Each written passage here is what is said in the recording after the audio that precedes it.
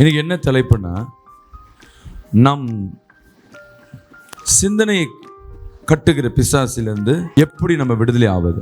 உங்கள் சிந்தனைகளை நீங்கள் எவ்வளவாய் தனக்குள்ளாக வைத்திருக்கிறீர்களோ நீங்கள் பாக்கியவதிகள், நீங்கள் பாக்கியவான்கள். ஒரு ஆமென் சொல்லுவோமே. அல்லேலூயா. எசப்பட சொல்லுங்க, இயேசுவே இந்த சிந்தனை உம்மிடத்தில் ஒப்பு கொடுக்கிறேன். நீர் கொடுத்த இந்த சிந்தனை, சொல்லுங்க, நீர் கொடுத்த இந்த நினைவுகள், இதை தெளிவுபடுத்துங்கப்பா, உறுதிப்படுத்துங்கப்பா. சொல்லுங்க. சொல்லும் பொழுதே சில பேருக்கு கொட்டாய் வரும். சில பேருக்கு என்ன பண்ணும், வாய் வந்து 2 வார்த்தைகள் சொல்ல முடியாது. ஏன்னா உன் வாயில் சொல்றது நடக்கும், ஆனால் நடக்க விடாது. கை தலையில வச்சு சொல்லுங்க, ஆண்டவரே சிந்தனையை உறுதிப்படுத்துங்க, சிந்தனையை உமக்குள்ளாக ஒப்பு கொடுக்கிறப்பா. சொல்லுங்க, ஏசப்பா இயேசுவுக்குள்ளாக, சொல்லுங்க, இயேசு கிறிஸ்துவுக்குள்ளாக இந்த சிந்தனையை நான் ஒப்பு கொடுக்கிறேன். இந்த சிந்தனையில இருக்கிற எல்லா தடைகள் உடையட்டும். அல்லேலூயா. இதுதான் நீங்க காலையில எந்திரிச்ச உடனே செய்யற காரியம். நீ போய் மன்னிப்பு கேட்கிற, ஒப்புரவு ஆவறனா, நீ இயேசுவின் பிள்ளையாய் மாறுற, நீ இயேசுவாய் மாறுற. அல்லேலூயா. மற்றவங்க மன்னிப்பு கேட்கணும்னு சொல்லிட்டு நீ இருக்கிறனா, நீ பிலாத்தாய் மாறுற. பிலாத்து எதிர்பார்க்கிற காரியம், இயேசுப்பா வந்து சொல்ல, என்னை மன்னிச்சிட்டுங்க, என்னை விடுங்க, நான் போறேன்னு சொல்லுவான்னு எதிர்பார்க்கிறாரு. ஆனா ஏசப்பா அமைதியா இருக்கிறாரு. எல்லா குற்றத்தையும் என்ன பண்ணாரு, உண்மையா செஞ்சது போலவே குனிஞ்சிருக்கிறார். பிலாத்து எதிர்பார்க்கிறான், வாயிலேருந்து என்னை விடுங்க, விடுதலை ஆக்குங்க, ஏதாவது சொல்லுங்க, ஏதாவது இவரை தப்பிச்சு வைக்கலான்னு பார்க்கிறான். அல்லேலூயா. இன்னைக்கு கர்த்தர் உன்னோடு பேசிக்கொண்டிருக்கிறார். நீ ஏசப்பின் பிள்ளை. யார் எப்படி போனாலும் சரி, நீ மன்னிப்பு கேட்கறதுனால நிறைய பேர் சொல்லுவாங்க, இவன் வேஸ்ட்டுன்னு. இல்லை, உன்னை குறித்து அநேக பின்னாடி சொல்லுவாங்க, நல்ல புள்ள. அல்லேலூயா. அவங்கள மாதிரி ஒரு தங்கமானவன் இல்லைன்னு இந்த உலகத்தில் உன்னை ஏமாத்துவாங்க. நீ இது மாதிரி இறங்கி போனால் உன்னை அநேகர் ஏமாத்துவாங்க. நீ கவலைப்படாத. இழந்து போறது எதுவும் உன்னுடைய பொருள் இல்லை, எல்லாம் கர்த்தர் கொடுத்த பொருள். அல்லேலூயா. இழந்து போனதெல்லாம் உன் வாழ்க்கையில கர்த்தர் கொடுத்தது. அப்ப கர்த்தர் கொடுத்து நீ இழந்து போறனா, இன்னும் அள்ளி கொடுக்க அவர் ஆயுத்தமா இருக்கிறார். அல்லேலூயா. எனக்கு இருக்கிற சொத்து, எனக்கு இருக்கிற வசதி, வீடு, பிள்ளைங்கெல்லாம் நீங்க சம்பாதிச்சதா இல்ல கர்த்தர் கொடுத்ததா? அப்ப கர்த்தர் கொடுத்தது கர்த்தரால் போதுன்னா கர்த்தர் மீண்டும் தரமாட்டாரா? சொல்லுங்களேன். எனக்கு கர்த்தர் ரெட்டிப்பாய் கொடுப்பார். நீ அபிஷேகிக்கப்பட்ட ஜனம். ஆமென் சொல்லுவோமே. உங்க மத்தியில தேவ வல்லமை விட்டிருக்கிறார். விசுவாசிகள் ஆமென் சொல்லுவோமே. உன் நாவுகளுக்கு அதிகாரத்தை கொடுத்திருக்கிறார். சகல சத்துருக்களும் உன் நாவுகளிலிருந்து வருகிற வார்த்தையில அடங்கும். தெரிஞ்சுக்க, எங்கெங்கெல்லாம் கோபப்படுகிறியோ அங்கெல்லாம் உன் சிந்தனை கட்டப்பட்டிருக்கு. அல்லேலூயா. அதை உடனே நீ தானிச்சு நீ ஜெபம் பண்ணி, ஆண்டவரே என் சிந்தனை கட்டப்பட்டிருக்கு, கோபம் ஜாஸ்தியா இருக்கு, நீ அதுல உடனே ரிக்கவர் ஆயிடணும். அதுல சமாதானத்துக்கு உண்டான வழியை தேடணும். நல்லா கவனிங்க. சமாதானத்துக்கு உண்டான வழி. நீ கோபத்துல திட்டிட்ட பரவாயில்ல, கோபத்துல பகைச்சிட்ட பரவாயில்ல, கோபத்துல உடைச்சிட்ட, கோபத்துல என்ன பண்ண, இடிச்சிட்ட. ஆனா எங்கெங்க இடிச்சியோ, எங்கெங்க உடைச்சியோ, எங்கெங்க ஒண்ணு இல்லாம ஆக்கினியோ, உன் வாயாலேயே நீ அதை ஆக்கப்பூர்வமாய் மாத்தணும். விசுவாசிக்கலாமே சொல்லுவோமே. கோபப்பட்டு நான் எதையாவது இழந்து போனேன்னா மீண்டும் போய் பேச என் இருதயத்தை என்ன பண்ணுங்க, தாழ்மைப்படுத்துங்க. ஒப்புரவாக என்னை தாழ்மைப்படுத்துங்க. ஒப்புரவாக என்னை என்ன பண்ணுங்க, அப்பா எனக்குள்ள நீங்க வாங்க. சொல்லுங்க, நீங்க பெருகணும், நான் சிறுகணும், நீங்க பெருகணும், நான் சிறுகணும். அல்லேலூயா. கடன், குடும்பத்துல பிரிவினை, கணவன் பேசாம இருக்கிறது, மனைவி பேசாம இருக்கிறது, பிள்ளைங்க பேசாம இருக்கிறது, உறவு உங்களுக்கு பிடிச்சவங்க யாரை பேசாம இருக்கிறது, பகையா இருக்கிறது, இது உன் இருதயத்தை வாட்டி இருக்குன்னா உன் வாழ்க்கை இருளாயிருக்கும். எப்படி இருக்கும்? நான் சொல்றது புரியுதுங்களா? இருளான வாழ்க்கையை வச்சு நீ எப்படி வாழ்வ? அப்ப இந்த சிந்தனை கட்டு உடையணும். அல்லேலூயா. இந்த இருளான வாழ்க்கையில இருந்து சொல்லுங்க, ஆண்டவரே இருளா இருக்கிற என் வாழ்க்கையை மாத்துங்க.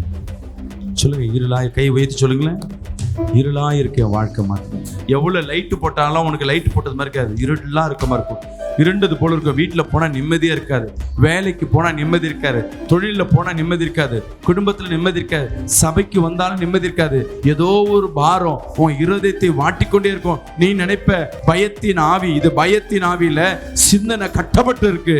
எந்த செயலும் மேற்கொண்டு செய்யாதபடி உன் சிந்தனை கட்டி போடப்பட்டிருக்கு. அல்லேலூயா.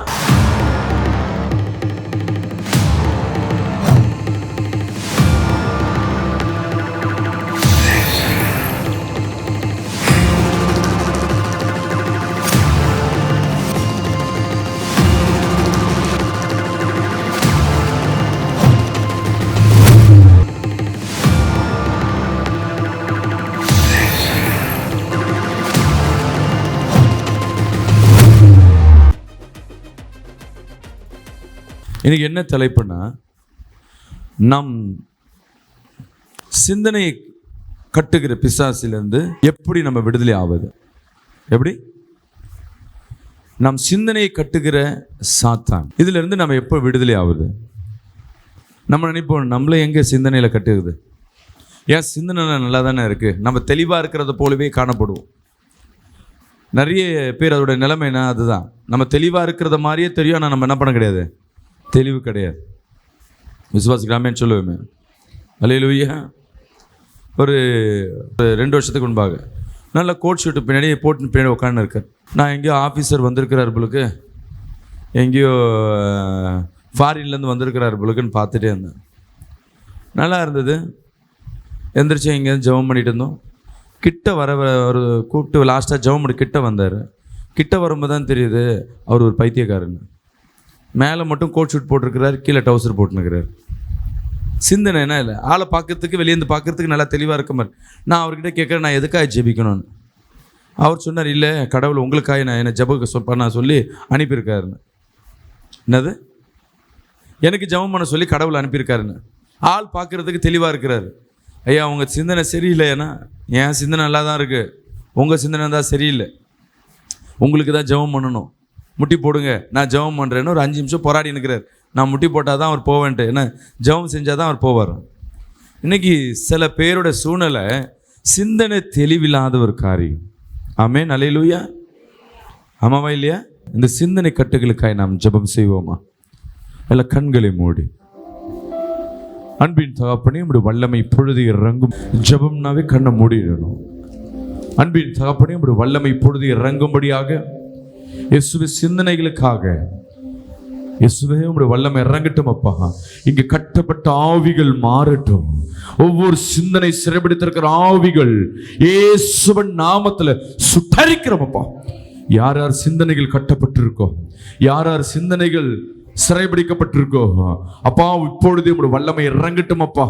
இப்பொழுது இறங்கட்டும், இறங்கட்டும், இறங்கட்டும். உங்களுடைய மகிமை இறங்கட்டும், உங்களுடைய அக்கினி நாவுகள் இறங்கட்டும்.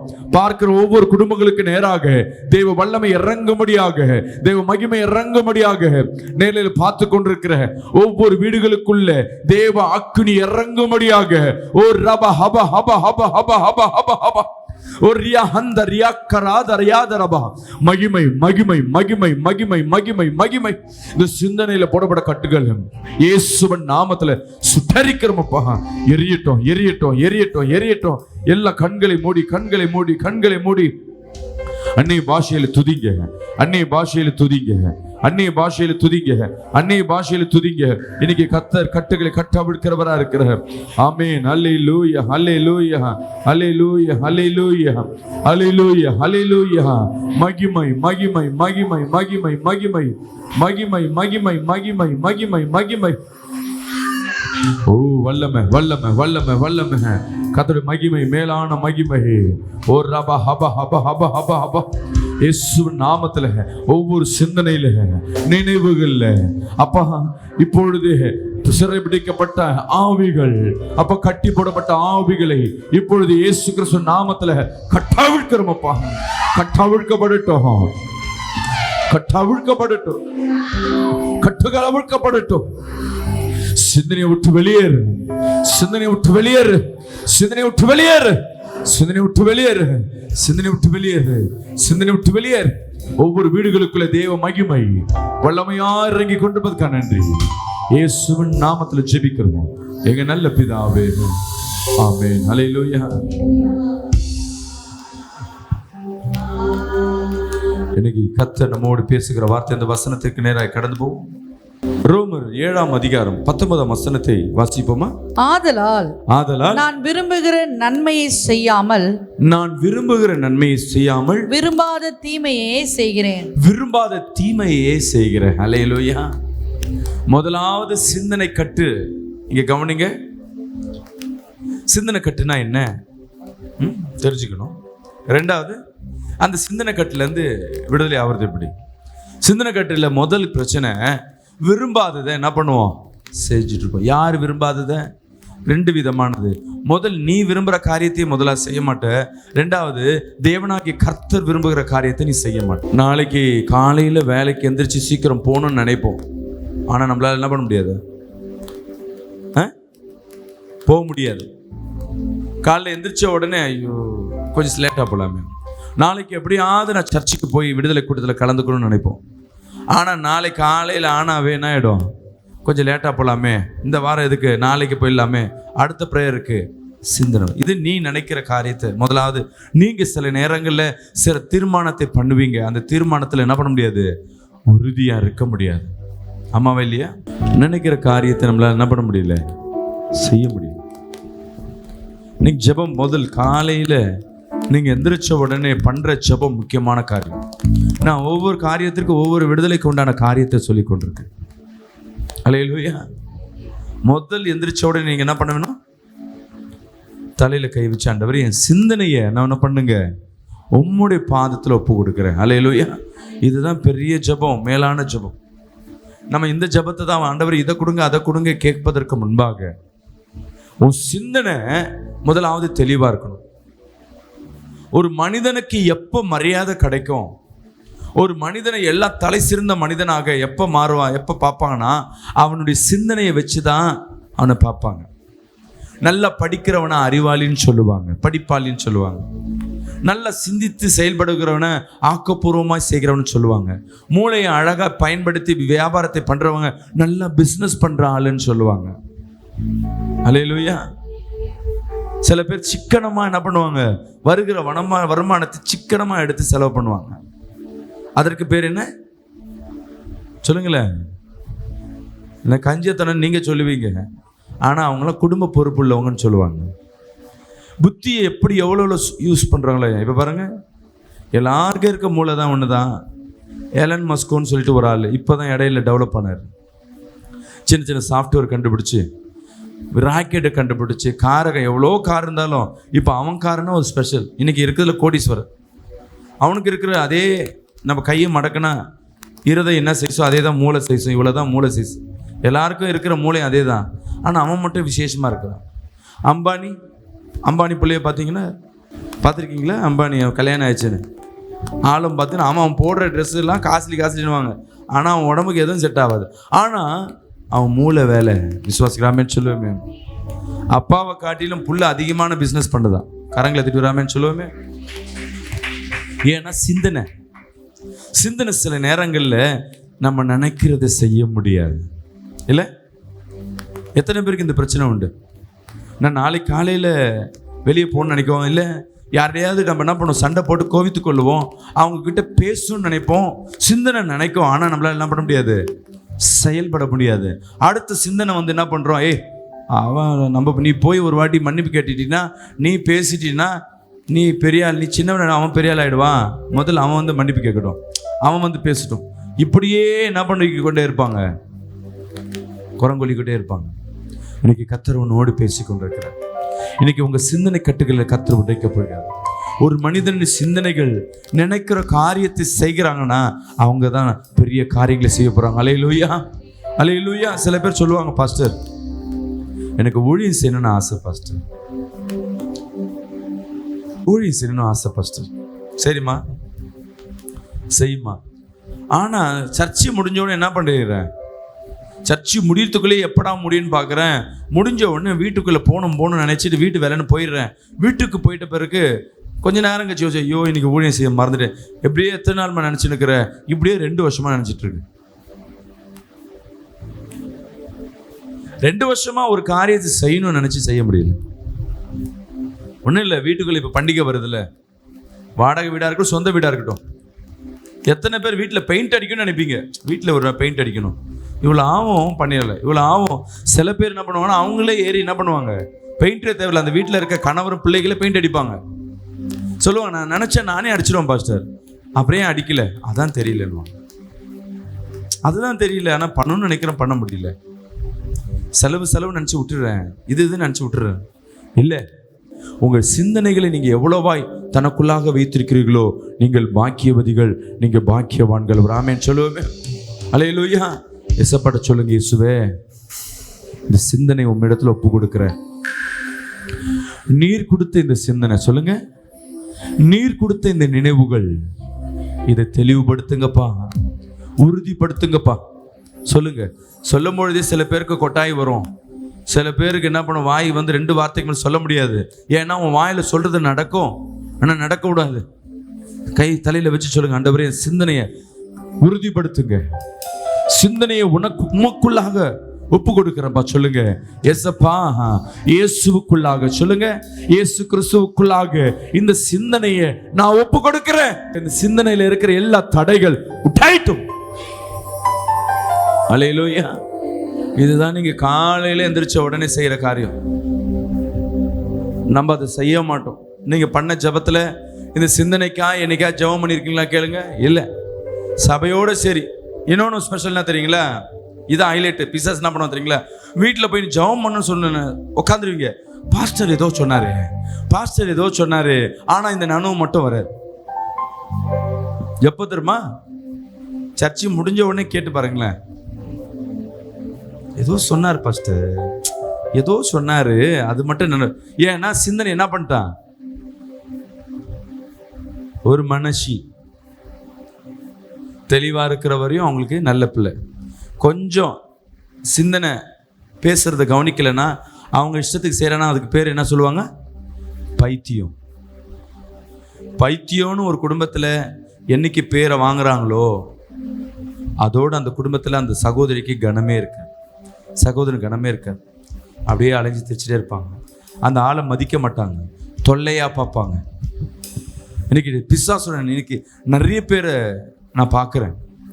10 பேர் பிசாசு பிடிச்சி வராங்கன்னா அதில் 3 பேர், அதாவது 30% பேருக்கு பைத்தியம் முடிக்கும்படியாக மாந்திரிக செய்கிறாங்க. நல்லா வேலை செஞ்சுட்டே இருப்பாங்க, அப்படியே நின்றுவாங்க, துணி தைக்க மாட்டாங்க. சில பேர் பார்த்தீங்கன்னா பாத்ரூமில் போனால் ரிட்டர்ன் வர மாட்டாங்க. எங்கள் சர்ச்சில் ஒரு பொண்ணு, வயசு பிள்ளை இருந்தது, சபைக்கு கொண்டு வராங்க. எங்கேயே சர்ச்சுக்கு போனாங்க. என்னம்மா பிரச்சனை? இல்லை பாஸ்டர், என் பொண்ணு பாத்ரூமுக்கு போயிட்டு வந்தால் காலையில் சண்டை வருது. என்ன சொன்னால், அவங்க வீடு ஹவுசிங் போர்டில் இருக்காங்க, ஒரே ஒரு பாத்ரூம். நல்லா கவனிங்க, ரொம்ப இன்ட்ரெஸ்டிங்காக இருக்கும். ஒரே ஒரு பாத்ரூம், பொண்ணு, ஒரு அண்ணன், 3 பேர் வேலைக்கு போகிறாங்க. அப்பா அவரும் வேலைக்கு போகிறாரு. அப்பா என்ன பண்ணிடுறாரு, காலைல 5 மணிக்கே போய் பாத்ரூமில் எழுந்து குளிச்சுட்டு என்ன பண்ணிடுறாரு, எத்தனை மணி வேலைக்கு, 8 மணி வேலைக்கு காலையில் போய் ரெடி ஆயிடுறாரு. அவர் உஷாராயிட்டார். இந்த வாலிப பிள்ளைங்க எத்தனை மணிக்கு எந்திரிக்கும் சொல்லுங்களேன்? 9 மணி வேலைக்கு எப்போ எத்தனை மணிக்கு எந்திரிக்கும்? 8க்கு எந்திரிச்சா அபூர்வம். அவங்க வீட்டில் 7 மணிக்கு எந்திரிக்கிறாங்களாம். அந்த வயசு பிள்ளை மூத்த பொண்ணு 7 மணிக்கு போய் ஸ்ட்ரெயிட்டாக பாத்ரூமில் போவோம். விசேஷமான பொண்ணு. 9:30 மணி ஆனாலும் பாத்ரூம் மட்டும் வெளியே வராது. டக்குட்டு, ஏய் வாடி, ஏ வாடி, ஏ வாடி, வாடி, சண்டை. நான் கேட்குறேன், ஏமா பாத்ரூம்ல என்ன பண்ற? பாத்ரூம்ல கொஞ்சம் இல்லை பாஸ்டர், பாத்ரூம் குளிக்க போற. என்ன பண்ணுவா, ரொம்ப அழுக்கு பிடிச்ச பொண்ணா நீ வேலை செய்யற என்ன இடம்? இல்லை வேலை செய்யல, ஆஃபீஸ், ஒரு மார்வாடி கட்டல, அங்கே ஒரு பிரச்சனை இல்லையே, அப்புறம் ஏன் அவனுக்கு என்ன இந்த சூழ்நிலை? கேட்டால் சிந்தனை கட்டப்பட்டிருக்கு. இவங்க நினைச்சிருக்காங்க வேணுட்டு பண்ணது. ஜெபம் பண்ணும் பொழுது ஆவியானவர் உணர்த்துறாரு, சிந்தனையில் பைத்தியமாகும்படியாக மாந்திரிகம் பண்ணியிருக்கு. ஜெபம் பண்ணிட்டே கேட்குறேன், கர்த்தர் உன் வேலையை குறித்து காட்டுறாரு, வேலையில் ஏதாவது பிரச்சனையா அப்படின்னு கேட்டேன். இந்த வேலையில் இல்லை பாஸ்டர், போன வேலையில் எங்கள் மார்வாடி சேடு என்ன பண்ணார், என்னை திட்டினாரு. நான் எல்லாருக்கும் முன்னாடி என்ன பண்ணிட்டேன், அவர் அசிங்கமாக திட்டேன். அவர் மூஞ்ச தலையில் குனிஞ்சிட்டு நீ இங்கேருந்து கிளம்புன்னு என்னை கிளப்பி விட்டாரு. எப்படியும் ஆஃபீஸில் 20-30 பேர் இருந்தாங்க, எல்லாருக்கும் முன்னாடி அவர் அவமானமாக திட்டேன். அன்னைக்கு திட்டுனதுலேருந்து என் பாத்ரூம் விட்டு நான் வெளியே வர முடியல. பாத்ரூம் தான் பிரச்சனைனா அந்த பிள்ளை தூக்கமே வரல. கவனிங்க நல்லா, தூங்கி எத்தனை நாள் ஆகுது? யார் யார் சிந்தனை கட்டுகள் அதிகமாய் கட்டப்பட்டு பைத்தியத்துக்கு நேராக கடந்து செல்றாங்களோ அவங்களுக்கு என்ன இருக்குன்னா, முதலாவது தூக்கம் கெடும். அப்படியே விட்டத்தையே பார்த்துட்டே இருப்பாங்க ஒரே காரியத்தை. நான் இந்த போயிட்டு என்ன பண்ணேன், டேபிள் ஃபேன் என்ன பண்ணுமா கொஞ்சம் எடுத்துகிட்டு வந்து வைமான்னு சொல்கிறேன், எனக்கு காற்றில்லை உங்கள் வீட்டில். அந்த பொண்ணு என்ன பண்ணுது, இந்த டேபிள் ஃபேனை எப்படி தூக்கிட்டு வருவாங்க? வயசு பொண்ணு சொல்லுமா, இப்படி தான் தொட்டிட்டு போவாங்க. இந்த ஃபேனை கவுத்து போட்டு இப்படி காலில் போச்சு தரன்னு எத்தனை வயசு 24 இருக்கும். நான் அந்த பொண்ணை பார்த்தோன்னே அவங்க அம்மா தள்ள அடிச்சுக்குது. இப்படி தான் பாஸ்டர் லூஸு மாதிரி பண்ணின்னு இருக்குது. ஏதோ நான் கேட்குறேன், என்னம்மா ஒரு ஃபேனை? ஓ ஆமாம், இல்லை இப்படி எடுத்துகிட்டு வரலாம், இப்படி எடுத்துகிட்டு வரலான்னு. இதற்கு முன்பாக வரையும் அந்த பிள்ளையோட சிந்தனை அந்த மாதிரி கிடையாது. நான் சொல்கிறேன், அம்மா உன் பொண்ணுக்கு வந்து மாந்திரிக பண்ணியிருக்கிறான், அந்த மார்வாடி தான் மாந்திரிக பண்ணியிருக்காங்க. இவங்க நம்பவே இல்லை. இந்த வேலையில் வேலை செய்ய முடியாதபடி எந்த இடத்துல இந்த அவமானப்பட்டாரோ அதே மாதிரி அவமானம் யார் படணும்? இந்த பொண்ணு வாழ்க்கையே ஜெபம் பண்ணி இப்போ 1 வருஷம் கிளியரான இப்போ கல்யாணம் ஆகி ஒரு குடும்பம் நடத்தி கொண்டு விசுவாசிக்காமேன்னு சொல்லுவேமே. அது வரையும் பிரச்சனை என்னென்னா, அந்த பிள்ளை பைத்தியம் மாதிரி வேணுட்டு பண்ணுது. வீட்டில் என்ன பசங்களாம், என் தங்கச்சி அண்ணன் சொல்கிறேன், என் தங்கச்சி வேணுட்டு பண்ணுது, அக்கா சொல்லுது என் தங்கச்சி வேணுட்டு பண்ணுது, சண்டை போடுது, கரெக்டாக வேணுட்டு என்ன பண்ணிடுது, 7 மணிக்கே பாத்ரூம் போகுது. இப்போ அவங்க அம்மாவுக்கு என்ன பிரச்சனைனா, இந்த பிள்ளை 7 மணிக்கு பாத்ரூம்க்கு அனுப்பாதபடி பிடிச்சி வச்சுக்கணும். வயசு பிள்ளை. சில வீட்டில் பிரச்சனையை வெளியே சொல்லவே முடியாது. பிள்ளைங்க பண்ணுற காரியம் நல்லா இருக்கும் பிள்ளைங்க, ஆனால் பிள்ளைங்களை என்ன பண்ணியிருக்கும், சிந்தனை பிடிச்சி வச்சிடும். ஸ்கூலுக்கு போயிட்டே இருக்கிற பிள்ளை ஒரு முறை 8 வருஷத்துக்கு முன்பாக மும்பையில் ஒரு இன்டர்வியூக்கு நான் போகிறேன். ஒரு கம்பெனி இன்டர்வியூக்கு நான் போகிறேன். போகும்பொழுது நான் வர்றதை கேள்விப்பட்டு அவங்க ஒரு கூட்டத்தை என்ன பண்ணுறாங்க, ஒரு வீட்டில் கூட்டத்தை அரேஞ்ச் பண்ணுறாங்க. ஒரு கூட்டம்னா இவ்வளோ தான் வீடே. அதில் ஒரு 50-60 பேர் இறுக்கி உட்காடுறாங்க. நான் என்னென்னா காலையில் இன்டர்வியூ முடிஞ்சிச்சு, 4 மணிக்கு ப்ரேயருக்கு போகிறேன். ப்ரேயரில் போய் உட்காந்து ஜெபம் பண்ணுறேன். அதில் ஒரு பையன், ஒரு அப்பா அம்மா பையன் வந்திருக்காங்க. அவங்க அப்பா எங்கே ஒர்க் பண்ணுறாருன்னா, கேட்னு ஒரு கம்பெனியில் மாதம் 4 லட்ச ரூபா சம்பளத்தில் ஒர்க் பண்ணுறாரு. பையன் 10th வரையும் என்ன மார்க் வாங்கியிருக்கான், ஸ்கூல் ஃபஸ்ட்டு 478 வாங்கியிருக்கான்.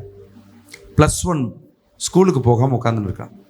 ஏன்னு கேட்டேன், நான் போக மாட்டேன், என்ன சொல்கிறேனே தெரியல, போக மாட்டேன், பிடிவாதப்படுறேன். அடித்து எடுத்துன்னு போய் ஸ்கூலில் விட்டேன்னா 1 மணி நேரத்தில் என்ன பண்ணுறான், வீட்டுக்கு ஓடியாந்துடுறான். என்னன்னே தெரியல. ஜெபம் பண்ணால் அவங்க அம்மா மேலே ஒரு கிரியை ஆடுது. அவங்க சொந்தம் எங்கே இருக்குன்னா திருநெல்வேலி சைடில். திருநெல்வேலியிலேருந்து ஒரு மாந்திரிகம் அவங்க குடும்பம் நல்லா இருக்கக்கூடாது, தான் பிள்ளை நல்லா மார்க் எடுத்துட்டான்னு சொல்லிட்டு. ஏன் மார்க் எடுத்துட்டான்னா, அவங்க சகோதரியோட அண்ணனுடைய பிள்ளை 10th எவ்வளோ மார்க்குன்னா 350. இவன் பிள்ளை எத்தனை மார்க் எடுத்துச்சு, 478. அந்த பொறாமையில் அந்த பிள்ளை என்ன பண்ணோம், அவங்க அன்னிக்காரி மாந்திரிக்க பண்ணி விட்டுச்சு. ஜெபம் பண்ணி புட்டு சொன்னோடனே அவங்களுக்கே ஆச்சரியம், அழுகுறாங்க. நாங்கள் எல்லாத்தையும் வேணாம் விட்டு வந்துட்டுமே, நீ எல்லாத்தையும் விட்டுட்டு வந்துட்ட, உன் பிள்ளை மார்க் வாங்கினது எல்லாத்தையும் சொன்னியா? ஆமாம் ஃபஸ்ட்டு எல்லாருக்கும் சொன்னேன். அதான் பிரச்சனை. ஜெபம் பண்ண உடனே நான் சொல்கிறேன், உன் பிள்ளை பைத்தியமாக உடனே மாந்திரிக்கப்படப்பட்டிருக்கு. நான் அந்த பிள்ளைகிட்ட கேட்டேன், உன்கிட்ட காதில் ஏதாவது சவுண்டு கேட்குதாப்பான்னு. ஆமாம் பாஸ்டர், அம்மாட்டெல்லாம் சொன்னால் நம்ப மாட்டுறாங்க, இது ஒன்று பிரம்மன்றாங்க, யாரோ காதுகிட்ட வந்து பேசுகிறாங்க. சில ஆவியை காதுகிட்ட வந்து பேச வச்சுட்டு என்ன பண்ணுவாங்கன்னா, அந்த ஆவி காதுகிட்டே பேசும். நம்ம தூரத்துலேருந்து பேசுகிற சத்தத்தை என்ன பண்ணாது, கேட்காம உன் காதுகிட்ட உட்காந்து ஒருத்தர் பேசிகிட்டே இருந்தால் அவன் மைண்ட் எப்படி இருக்கும், இரிட்டேட்டே இருக்கும். அதுவே அவங்களுக்கு ஒரு மாதிரி மென்டலை உண்டு பண்ணும்.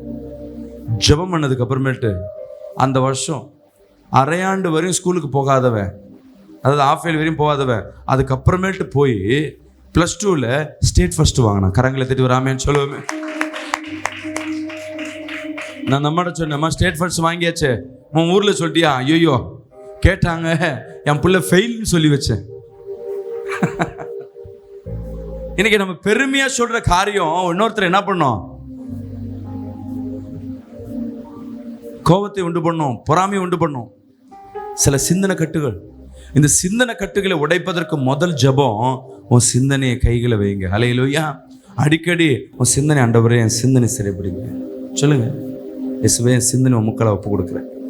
நான் சொல்ல காரியங்கள் உங்கள் வாழ்க்கைகளில் ஏதாவது நடந்திருக்குன்னா, உன் சிந்தனை கட்டப்பட்டிருக்கு, நினச்சதை செய்ய முடியல, செய்யணும்னு நினைக்கிற செய்ய முடியல, இந்த பாவத்தை விடணும்னு நினைக்கிற விட முடியல, இருதயம் சொல்ல நினைவு சொல்ல, ஐயோ இதை பண்ணாத ஆனால் அது பண்ணுறேன், பார்க்கக்கூடாதுன்னு நினைக்கிறேன் ஆனால் பார்த்து கொண்டே இருக்கிறேன். சொல்லுங்க. சின்ன வயசில் 5வது வரையும் எனக்கு ஏபிசிடியே தெரியாது, ஆனால் 5வது வரையும் கடந்து போயிட்டேன். அப்போது எங்கள் வீட்டு பக்கத்தில் இருக்கிற ஒரு அண்ணன் என்ன பண்ணார், ஏய் 5வது படிக்கிற ஏபிசிடி தெரியலையா, நான் சொல்லித்தரேன்னு சொல்லிட்டு பாட்டா சொல்லி கொடுத்தார். ABCDEFG.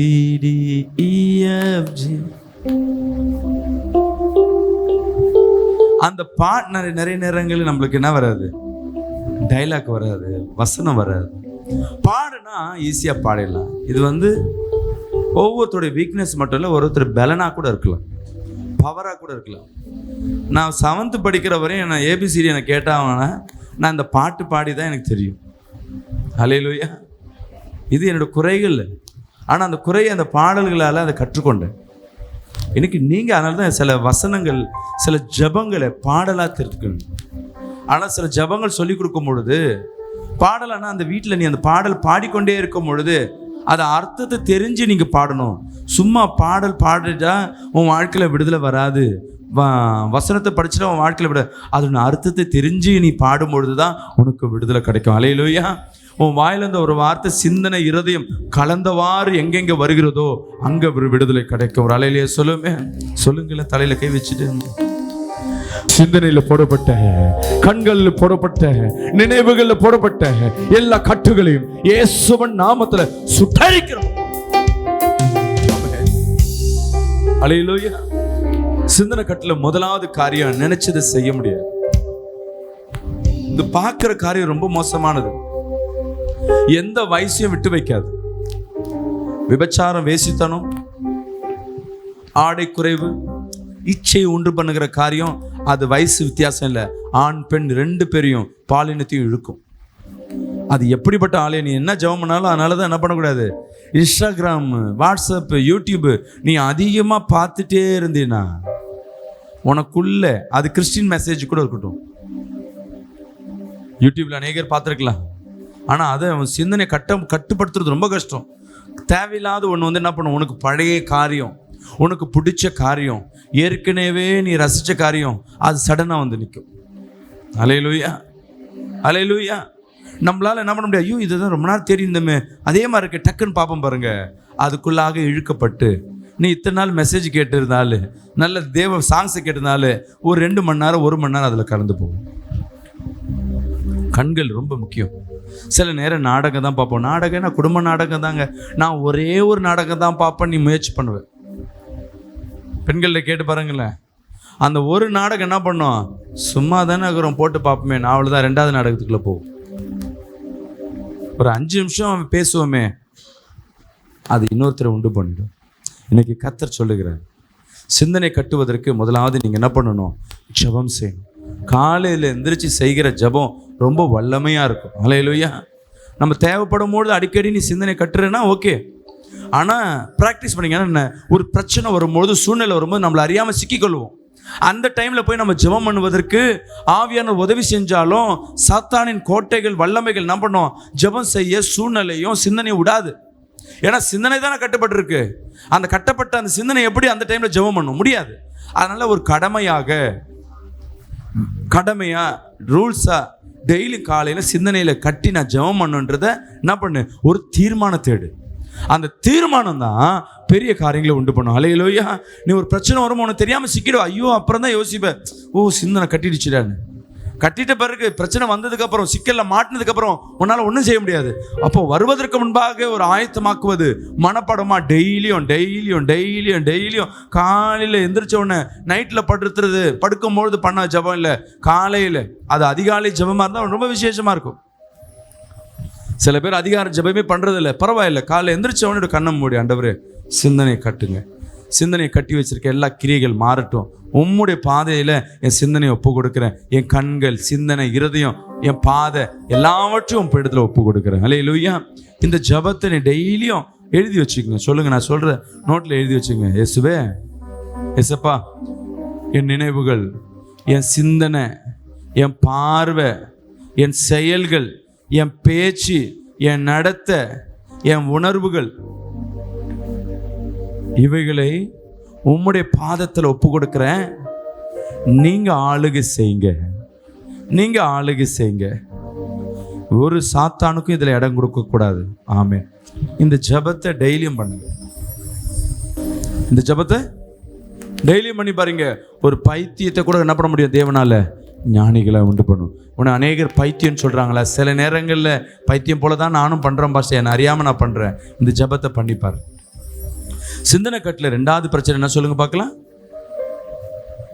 கோபம். இந்த கோபம் என்ன பண்ண தெரியுங்களா? அநேக அன்பை இழந்து போயிடும். ஹல்லேலூயா. எல்லாரும் மீதும் கோபம் என்பது யார் தவறு செஞ்சா அவங்களோடு கோபம் கொள்றா பரவாயில்ல. சில பேர் கவனிப்பீங்க, சொல்லுவாங்க எல்லாரும் சரியில்லை பாஸ்டர், எல்லாம் எனக்கு விரோதமாக இருக்காங்க, எல்லாரும் மேலே கோபமாக இருப்பாங்க. ஒருத்தர் மேலே தான் உனக்கு பிரச்சனைனா அந்த நபர் சரியில்லைன்னு சொல்லி, எல்லாரிடத்துலையும் உனக்கு பிரச்சனையாக இருக்குது, எல்லாரும் உன்ட்ட பிரச்சனை பண்ணுறாங்கன்னா பிரச்சனை எல்லார்கிட்டையும் இல்லை, உன்கிட்ட தான் இருக்கு. ஹல்லேலூயா. விசுவாசிக்கிறாமேன்னு சொல்லுவோமே. பிரச்சனை எங்கே இருக்கு? எல்லாரும் என்ன ஒதுக்குறாங்க பாஸ்டர். யாரு? எங்க? ஒரு வாலிப பிள்ளை, சர்ச்சுக்கு வர பிள்ளை தான், வாலிப பிள்ளை, ஒரு 8th 7th படிக்குது, 8th நினைக்கிறேன். வீட்டாண்ட ஃபுல்லாக சண்டை, போலீஸ் வரையும் பிரச்சனை, அக்கம் பக்கம், கீழ் வீடு எதிர் வீடு, கீழ் வீடு மேல் வீடு, ஸ்டேஷன் வரையும் பிரச்சனை. அவங்க அம்மா சொல்கிறாங்க, என் பிள்ளை மேலே வீணா பழி போடுறாங்க பாஸ்டர். சரிம்மா ஜெபம் பண்ணுறேன். அடுத்த ஒரு வாரம் கழிச்சு பார்த்தீங்கன்னா படித்த ஸ்கூலில் இவனை வந்து ஸ்கூலில் வச்சுக்க மாட்டோம், டிசியை கொடுக்குறாங்க. பாஸ்டர் ஸ்கூலில் அவன் ஃப்ரெண்டுங்கெல்லாம் அவனுக்கு விரோதமாக எழும்புறாங்க பாஸ்டர், இவன் மேலே வீணான பழி போட்டு டிசி கொடுத்துட்டாங்க பாஸ்டர், இன்னொரு ஸ்கூலில் சேர்க்கணும் பாஸ்டர். சரி ஜெபம் பண்ணுறேன். இதெல்லாம் சாத்தானின் வேலைன்னு நினச்சிட்டு இருந்தோம். ஒரு 2 மாதம் கழிச்சு திருப்பியும் புது ஸ்கூல்லேருந்து டிசி கொடுக்க சொல்லி கூப்பிட்றாங்க. இவன் சும்மாவே என்ன பண்ணுறாங்க, கூட இருக்க ஃப்ரெண்ட்ஸுங்கெல்லாம் இவன் மேலே பழி போடுறாங்கன்னு. அப்போ கர்த்தர் பேசுகிறார், பிரச்சனை இவன்கிட்ட என்னது கிடையாது, சாத்தான் கிடையாது, இந்த பையன்தான் பிரச்சனை. பழைய ஸ்கூல்லையும் பிரச்சனை, புது ஸ்கூல்லையும் பிரச்சனை, அப்புறம் வீடு பக்கத்து வீடு எதிர் வீடு. அடுத்த பிரச்சனை பஸ்ஸில் போகும்போது பஸ்ஸில் போடுற பசங்களோட பிரச்சனை. வேணுன்ட்டு பையன் மேலே என்ன பண்ணுறாங்க, பழி போடுறாங்க ஃபஸ்ட்டு. இப்போ பையன் மேலே பிரச்சனையா, பையனை சுற்றி பிரச்சனையா? நான் சொன்னேன், உன் பையன்தாம்மா பிரச்சனை. எல்லாருக்கும் பிள்ளைங்க பெஸ்ட்டாக இருக்கலாம், ஆனால் உன் பிள்ளை சொல்கிறது நம்பாது. ஒரு இடத்துல பிரச்சனைனா பரவாயில்ல, சுற்றி போகிற இடத்துலலாம் உனக்கு பிரச்சனை இருக்கா? இல்லை. உனக்கு பிரச்சனை எங்கே? இந்த பையனால தான். பையன் எங்கே போனாலும் பிரச்சனை வருது. என்ன அர்த்தம்? உன் பையன் சரியில்லை, உன் பையனை சரிப்படுத்து. பையனை முதல் நம்பாத, ஜெபம் பண்ண. அவனுக்காக அவனை ஒதுக்கி வைக்க சொல்ல, ஜெபம் பண்ண. இதுதான் இது எக்ஸாம்பிள் சொன்னேன். அதே போல தான் கோபம். எல்லாரும் உன்னை கோவிக்கிறாங்கன்னா பிரச்சனை மற்றவங்க எல்லாரும் மேலே இல்லை, நீ சரியில்லை. உன் சிந்தனை சரியில்லைன்னா எல்லார் மேலேயும் கோவப்படுவீங்க.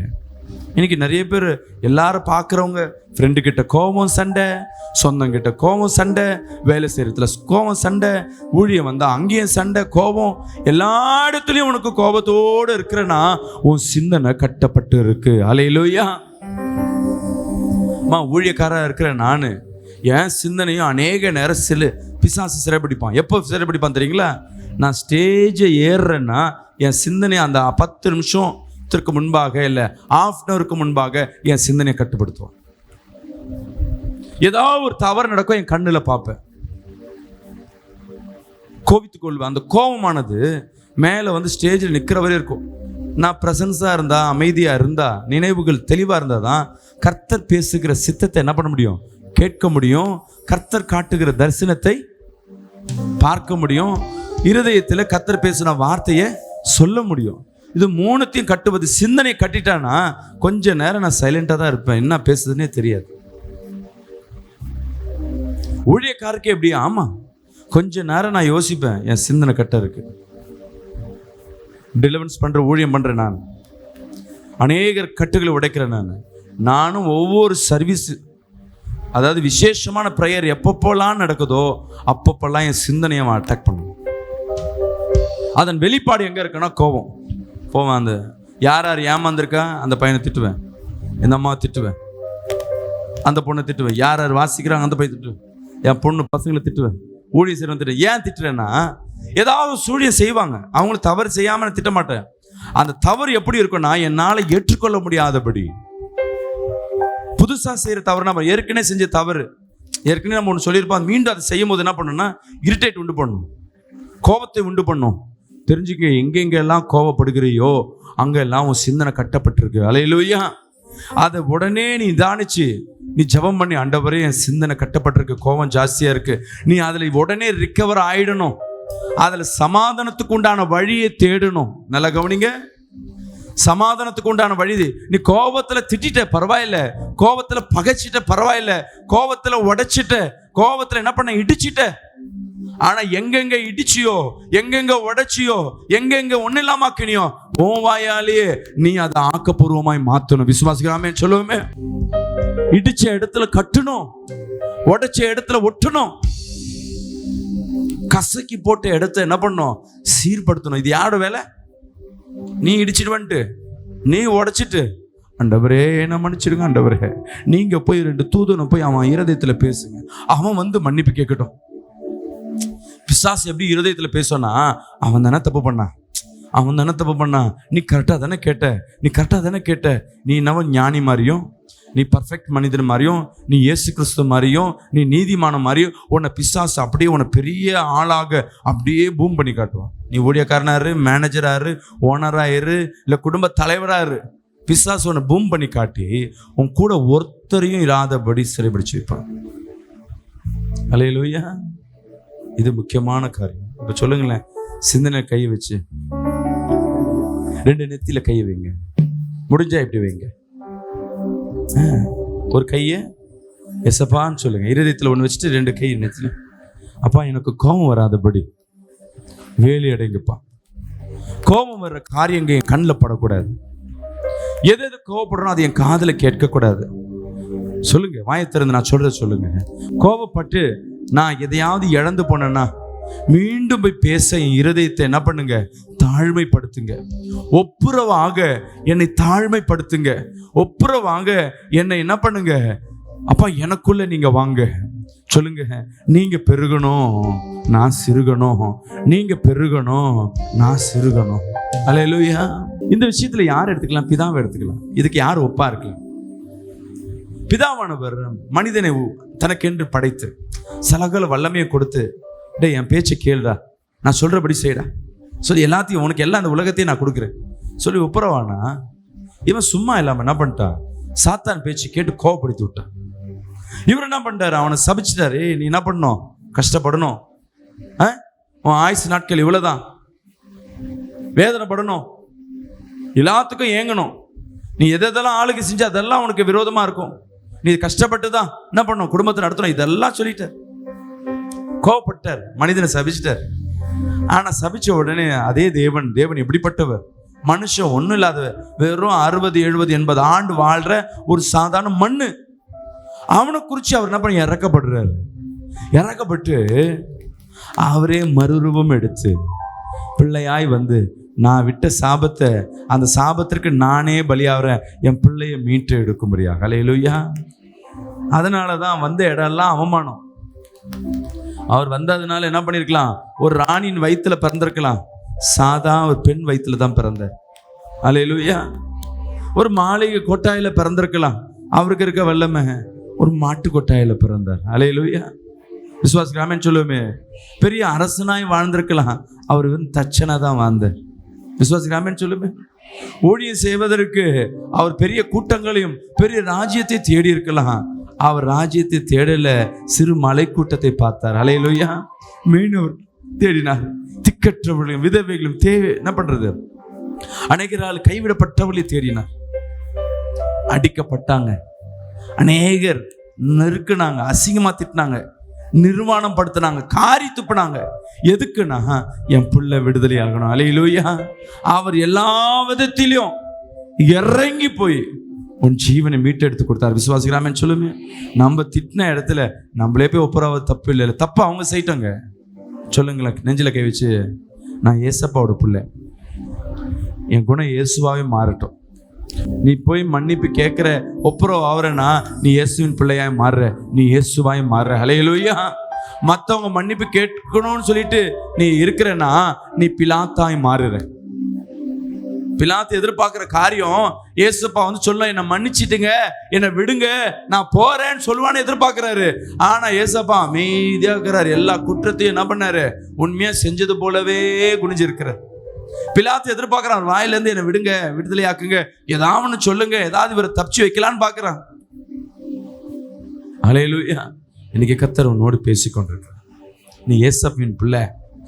யார் எப்படி போனாலும் சரி, நீ மன்னிப்பு கேட்கறதுனால நிறைய பேர் சொல்லுவாங்க இவன் வேஸ்ட்டுன்னு. இல்லை, உன்னை குறித்து அநேக பின்னாடி சொல்லுவாங்க நல்ல புள்ள. அல்லேலூயா. அவங்கள மாதிரி ஒரு தங்கமானவன் இல்லைன்னு இந்த உலகத்தில் உன்னை ஏமாற்றுவாங்க. நீ இதை மாதிரி இறங்கி போனால் உன்னை அநேகர் ஏமாற்றுவாங்க. நீ கவலைப்படாத. இழந்து போகிறது எதுவும் உன்னுடைய பொருள் இல்லை, எல்லாம் கர்த்தர் கொடுத்த பொருள். அல்லேலூயா. இழந்து போனதெல்லாம் உன் வாழ்க்கையில் கர்த்தர் கொடுத்தது. அப்போ கர்த்தர் கொடுத்து நீ இழந்து போறனா இன்னும் அள்ளி கொடுக்க அவர் ஆயுத்தமாக இருக்கிறார். அல்லேலூயா. எனக்கு இருக்கிற சொத்து, எனக்கு இருக்கிற வசதி, வீடு, பிள்ளைங்கெல்லாம் நீங்க சம்பாதிச்சதா இல்லை கர்த்தர் கொடுத்ததா? இப்போ கர்த்தர் கொடுத்தது கர்த்தரால் போதுன்னா கர்த்தர் மீண்டும் தரமாட்டாரா? சொல்லுங்களேன். எனக்கு கர்த்தர் ரெட்டிப்பாய் கொடுப்பார். சொல்லுங்க, எனக்கு கர்த்தர் ரெட்டிப்பாய் கொடுப்பார். இப்போ சிந்தனை கட்டில ரெண்டாவது காரியம் கோபம். கோபப்படுங்க, தப்பு இல்லை. ஆனால் கோபப்பட்டா அதை சரிப்படுத்த தெரிஞ்சுக்கிச்சுன்னா என்ன பண்ண? கோபப்படுத்து. ஒரு பொருளில் உட, இது நீ வாங்கின பொருள் உட, பரவாயில்ல. ஒன்று இந்த பொருள் என்ன பண்ணணும்? திருப்பி வாங்க உனக்கு தகுதி இருக்கணும், இல்லை சரிப்படுத்த உனக்கு தகுதி இருக்கணும். ரெண்டுமே இல்லைன்னா என்ன பண்ணுவேன்? பார்த்து பார்த்து இப்போ ஐயோ இதை பண்ணால் அது கிடைக்காது, பத்திரமா இப்போ. நான் சொல்கிற அர்த்தம் புரியும் நினைக்கிறேன். அல்லேலூயா. வீட்டில் கேஸுக்கு ரிப்பேர் பண்ண அந்த பகுதியில் ஆளே இல்லைன்னா பார்த்து பார்த்து பார்த்து பார்த்து பண்ணுவேன். கேஸ் வாங்கி கொடுக்க உங்கள் வீட்டுக்காருக்கு தகுதி இருக்குன்னு வச்சுங்களேன், வருஷத்துக்கு ஒரு கேஸ் ஸ்டவ் மாற்றுவோம். சரியில்லை, இதெல்லாம் சரிப்படுத்த தூக்கி போடு, வேற ஒரு புதுசு வாங்க. ஏன்னா வாங்கி கொடுக்க ஒருத்தர் இருக்கிறார். வாங்கி கொடுக்க யாரும் இல்லைன்னு என்ன பண்ணுவேன்? அதை க்ளீன் பண்ணி எங்கே இருந்தாலும் போய் சரி பண்ணி, அதில் பொங்குனாலும் என்ன பண்ணாது, பொங்கி அதில் ஊற்றாது, பர்னரில் ஊற்றாது, பார்த்து பார்த்து பண்ணு. இப்போ உன் தகுதிக்கு ஏற்ற மாதிரி உன் நிலைமையை முதலாவது புரிஞ்சுக்கொள்ளுங்க. கோபப்படுங்க, ஆனால் கோபப்படுறது என்ன தெரியணும்? ரிக்கவர் ஆக தெரியணும். எங்கெங்க கோவப்பட்டியோ அங்கே போய் பேச தெரியணும், அங்கே போய் மன்னிப்பு கேட்க தெரியணும், மீண்டும் அந்த உடைச்சதை ஒட்ட தெரியணும். ஒட்ட தெரியுதுன்னா நீ இயேசுவாய் மாறுகிற. அல்லேலூயா. சிந்தனை கட்டு என்ன பண்ண? பிசாசு கட்டி வச்சவன் தோத்து போயிடுவான், அவமானப்பட்டு ஓடுவான். விசுவாசிக்கிறாமேன்னு சொல்லுவேன். இந்த சிந்தனை கட்டு ஆயிடுச்சுன்னா மூணாவது காரியம், உங்க வாழ்க்கை இருளா இருக்கும். இருள்னா எப்படி? இவ்வளவு லைட் இருந்தாலும் சரி, கடன், குடும்பத்தில் பிரிவினை, கணவன் பேசாமல் இருக்கிறது, மனைவி பேசாமல் இருக்கிறது, பிள்ளைங்க பேசாமல் இருக்கிறது, உறவு உங்களுக்கு பிடிச்சவங்க யாரை பேசாமல் இருக்கிறது, பகையாக இருக்கிறது, இது உன் இருதயத்தை வாட்டி இருக்குன்னா உன் வாழ்க்கை இருளாக இருக்கும். எப்படி இருக்கும்? நான் சொல்றது புரியுதுங்களா? இருளான வாழ்க்கையை வச்சு நீ எப்படி வாழ்வேன்? அப்போ இந்த சிந்தனை கட்டு உடையணும். அல்லேலூயா. இந்த இருளான வாழ்க்கையில சொல்லுங்க, ஆண்டவரே இருளாக இருக்கிற என் வாழ்க்கையை மாற்றுங்க.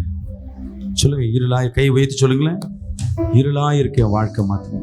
எவ்வளோ லைட்டு போட்டாலும் உனக்கு லைட்டு போட்டது மாதிரி இருக்காது, இருளாக இருக்க மாதிரி இருக்கும், இருண்டது போல இருக்கும். வீட்டில் போனால் நிம்மதியாக இருக்காது, வேலைக்கு போனால் நிம்மதி இருக்காது, தொழிலில் போனால் நிம்மதி இருக்காது, குடும்பத்தில் நிம்மதி இருக்காது, சபைக்கு வந்தாலும் நிம்மதி இருக்காது. ஏதோ ஒரு பாரம் உன் இருதயத்தை வாட்டிக்கொண்டே இருக்கும். நீ நினைப்ப பயத்தின் ஆவி, இது பயத்தின் ஆவியில சிந்தனை கட்டப்பட்டு இருக்கு. எந்த செயலும் மேற்கொண்டு செய்யாதபடி உன் சிந்தனை கட்டி போடப்பட்டிருக்கு. அல்லேலூயா. நான்காவது, சிந்தனை கட்டுப்பட்டிருக்குன்னா இங்க கவனிங்கள, மத்தவங்க உன்னை கண்ட்ரோல் பண்ணுவாங்க. எப்படி? நீ ஓனரா இருப்ப, வேலைக்காரன் சொல்லுவான் இதை செய்யுங்க, எப்படி செய்யுங்க.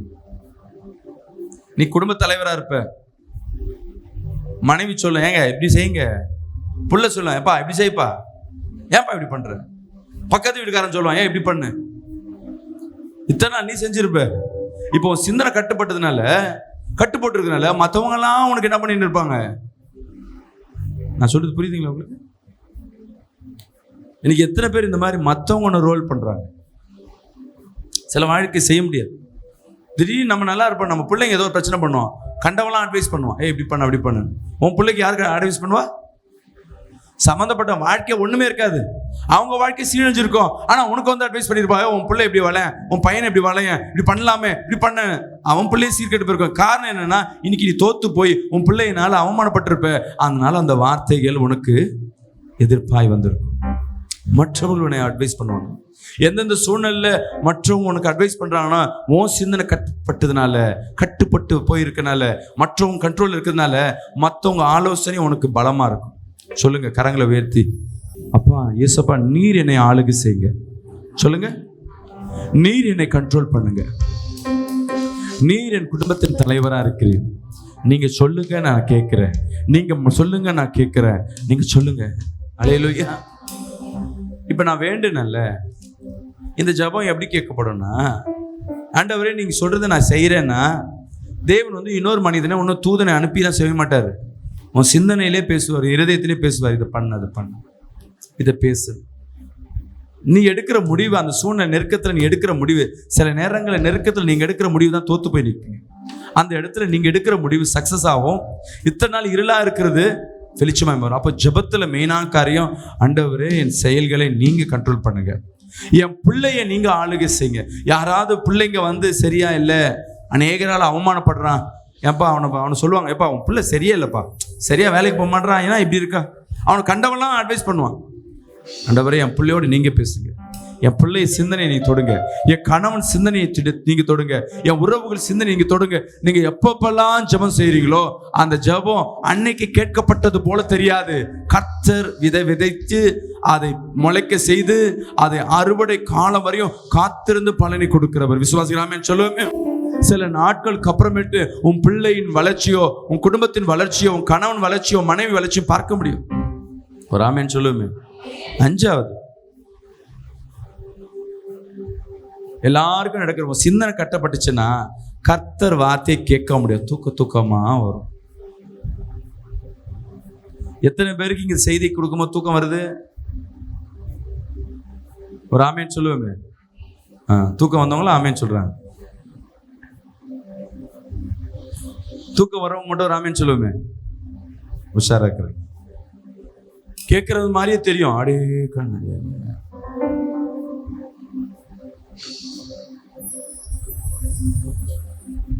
எத்தனை பேருக்கு இருக்கிற மாதிரி வரும்? ஒத்துக்கிட்டாங்க, ஒண்ணு வராது. எனக்கும் சில நேரங்களில் வரும்.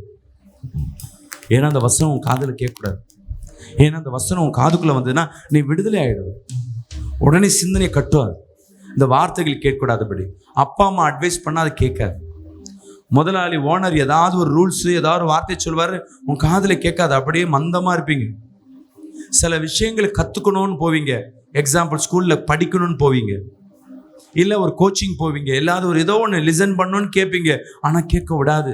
அப்படியே தூக்கத்தை உண்டு பண்ணும். அப்படியே தூக்கம். ஆனா தூங்குனா தூக்கம் வராது. கரெக்டா? உன் சிந்தனை கட்டப்பட்டிருக்கு. நல்ல வார்த்தைகளை கேட்கக்கூடாது, நவமானதை கேட்கக்கூடாது, பரிசுத்தமானதை கேட்கக்கூடாது. உங்க வாழ்க்கையில எங்கெங்கெல்லாம் தெளிவடை இதை கேட்கறத நினைக்கிறீங்களோ அங்கெல்லாம் தூக்கம்.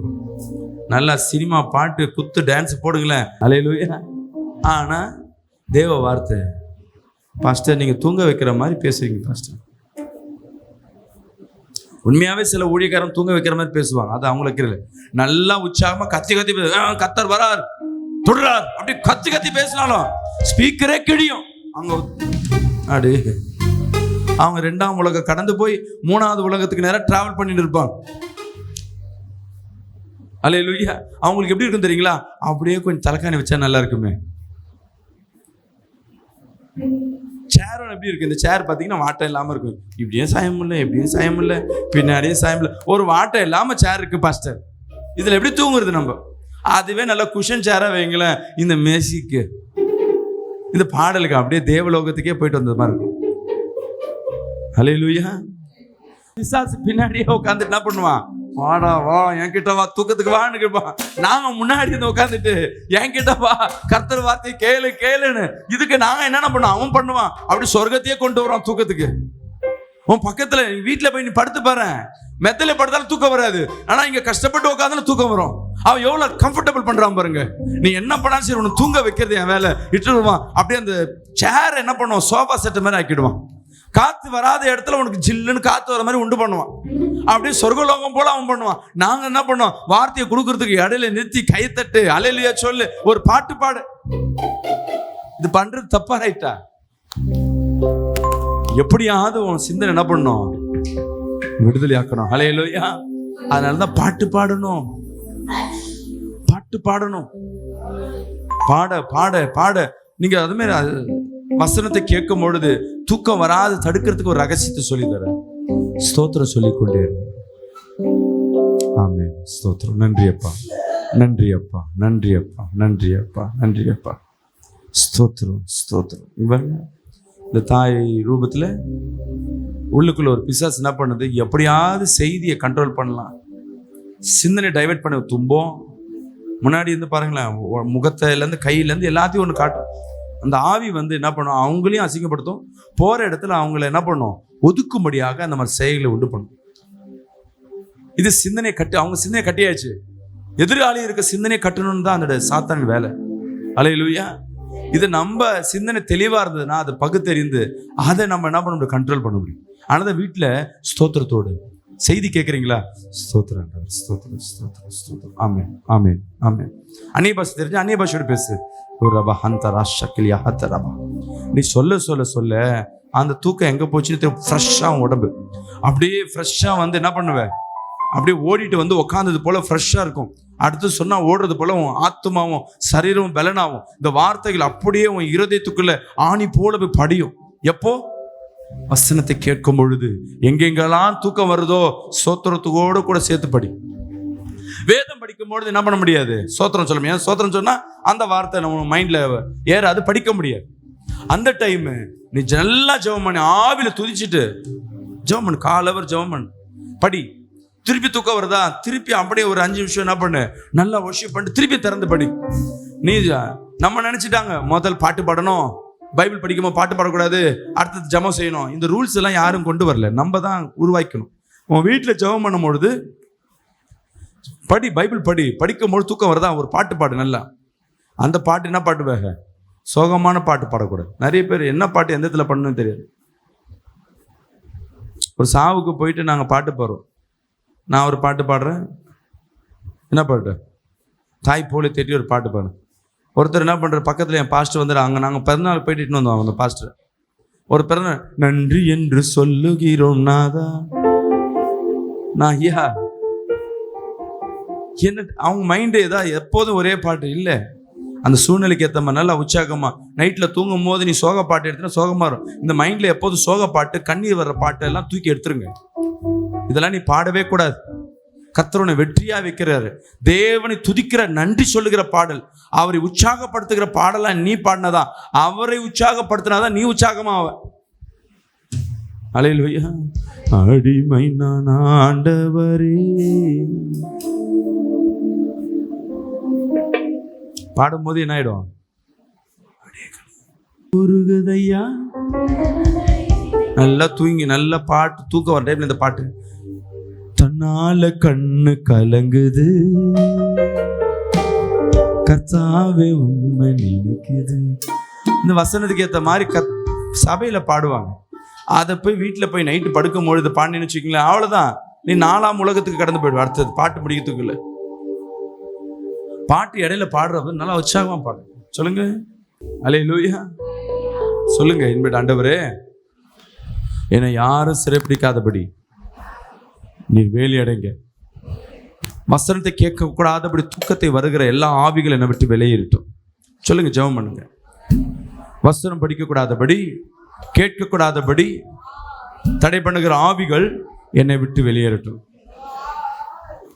6வது, இதுதான் மோசமான காரியம். சிந்தனை கட்டப்பட்டுச்சுன்னா மற்ற மனிதர்களை மற்ற மனிதரை அன்பை கெடுக்கிற மாதிரி உன் வாயில வர வார்த்தை, புஷ்குன்னு ஏதாவது ஒரு வார்த்தையை சொல்லிட்டு போயிடுவேன். சொல்லுவாங்களே, புஷ்குன்னு ஒரு வார்த்தையை சொல்லிட்டு போயிட்டான், மனசு கஷ்டமா இருக்கு.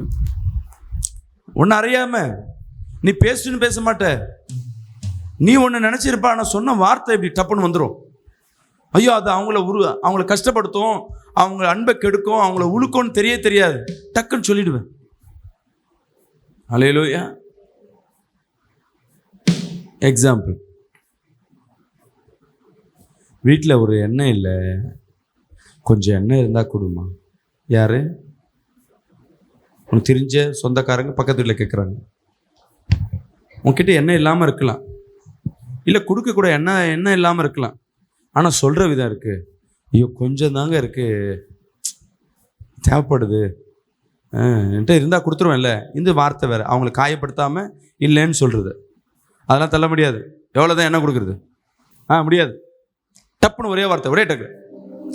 அவன் மூஞ்சி அடுத்த வார்த்தை பேசுகிறான், அதெல்லாம் இல்லைம்மா, சும்மா வந்து நின்று இருக்கு, கிடையாது. ஹல்லேலூயா. விசுவாசிக்கலாமேன்னு சொல்லுவேன். ஏன்னா உன் வாயில வர வார்த்தை தேவனோட வார்த்தையாக தான் இருக்கணும். விசுவாசிக்கலாமேன்னு சொல்லுவோமே. தேவன் உன் நாவில் அதிகாரத்தை கொடுத்திருக்கிறார். உங்களால் மற்றவர்கள் சந்தோஷப்படணும், காயப்படுத்த அல்ல. ஹல்லேலூயா, ஹல்லேலூயா. கடன் கூட, ஃபீஸ் கட்டணும், ஒரு 100 ரூபா கூட, 1000 ரூபா கூட நான் திருப்பி தரேன் இல்லைன்றத எவ்வளோவா இறங்கி சொல்லலாம். ஆனால் இன்னொருத்தரை காயப்படுத்துறேன், அதெல்லாம் கொடுக்க முடியாது, என்கிட்ட என்ன இதுவா, என்கிட்ட என்ன மரத்தில் காய்க்கிறது, சும்மா சும்மா வந்து கேட்குறேன்.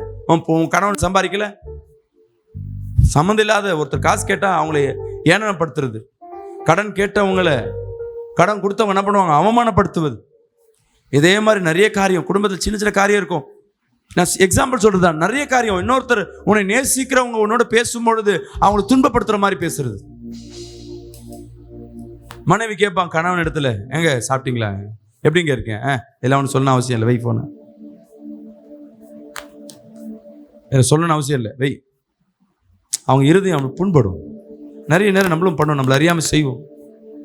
ஆனால் சில வார்த்தைகள் உன்னால் கண்ட்ரோல் பண்ணாமலே வந்தாலும், நீ எப்படி கோவப்பட்டா அந்த இடத்துல மன்னிப்பு கேட்குறியோ, உன் வாயில் வந்த வார்த்தையை நீ தான் திருப்பி வாங்கணும். விசுவாசிக்கலாமேன்னு சொல்லுவேன். ஹல்லேலூயா. உன்னால் ஒரு இடத்துல அழுக்கா இருக்குன்னா அந்த அழுக்கை யாரு பெருக்கணும்? ஏசப்பாவும் தேவதூதனும் வந்து பெருக்குவாங்களா? நீ தான் போய் பெருக்கணும். தொடப்பத்தை எடுத்து பெருக்கிறியோ, ஆளா ஊத்துறியோ, ஆசிட்டு ஊத்துறியோ, எப்படியாவது கிளீன் பண்ணுறது உன் வேலை. ஆனால் ஒரு முறை ஒருத்தர் அன்பை நீ இழந்துட்டினா அதை கட்ட முடியாது. விசுவாசிக்கலாமேன்னு சொல்லுமே. அந்த அன்பு அவங்களுக்கு உடஞ்சி போயிடுச்சு, உன்னை வெறுத்துட்டாங்க, உன் மேலே ஒரு காயப்பட்டாங்கன்னா நீ என்னதான் ரிக்கவர் பண்ணாலும் என்னதான் துடைச்சாலும் அந்த அன்பை அவர்கிட்ட இருந்து வாங்க முடியாது. அது மனைவியாக இருக்கட்டும், பிள்ளையாக இருக்கட்டும், ஒரு கணவன் மனைவி, கவனிங்களே, 2 பேரும் ஆஃபீஸ் போகிறாங்க, 2 பேரும் சம்பாதிக்கிறாங்க, 2 பேரும் வர்றதை குடும்பத்தை நடத்துகிறாங்க. திடீர்னு குடும்பத்தில் சண்டை வருது. கணவன் சொல்கிறாரு, நான் போட்ட மலத்தில் தான் நீ சாப்பிட்ற அப்படின்னு. அப்படின்னு என்ன அர்த்தம்? நான் சொல்கிற அர்த்தம் புரியும் நினைக்கிறேன். மலம் என்பது இதில் தான் நீ சாப்பிட்றேன்னையும் அந்த சகோதரி இருதயம் உடைக்கப்பட்டுச்சு. வீட்டை விட்டு பிரிஞ்சு போயிட்டாங்க.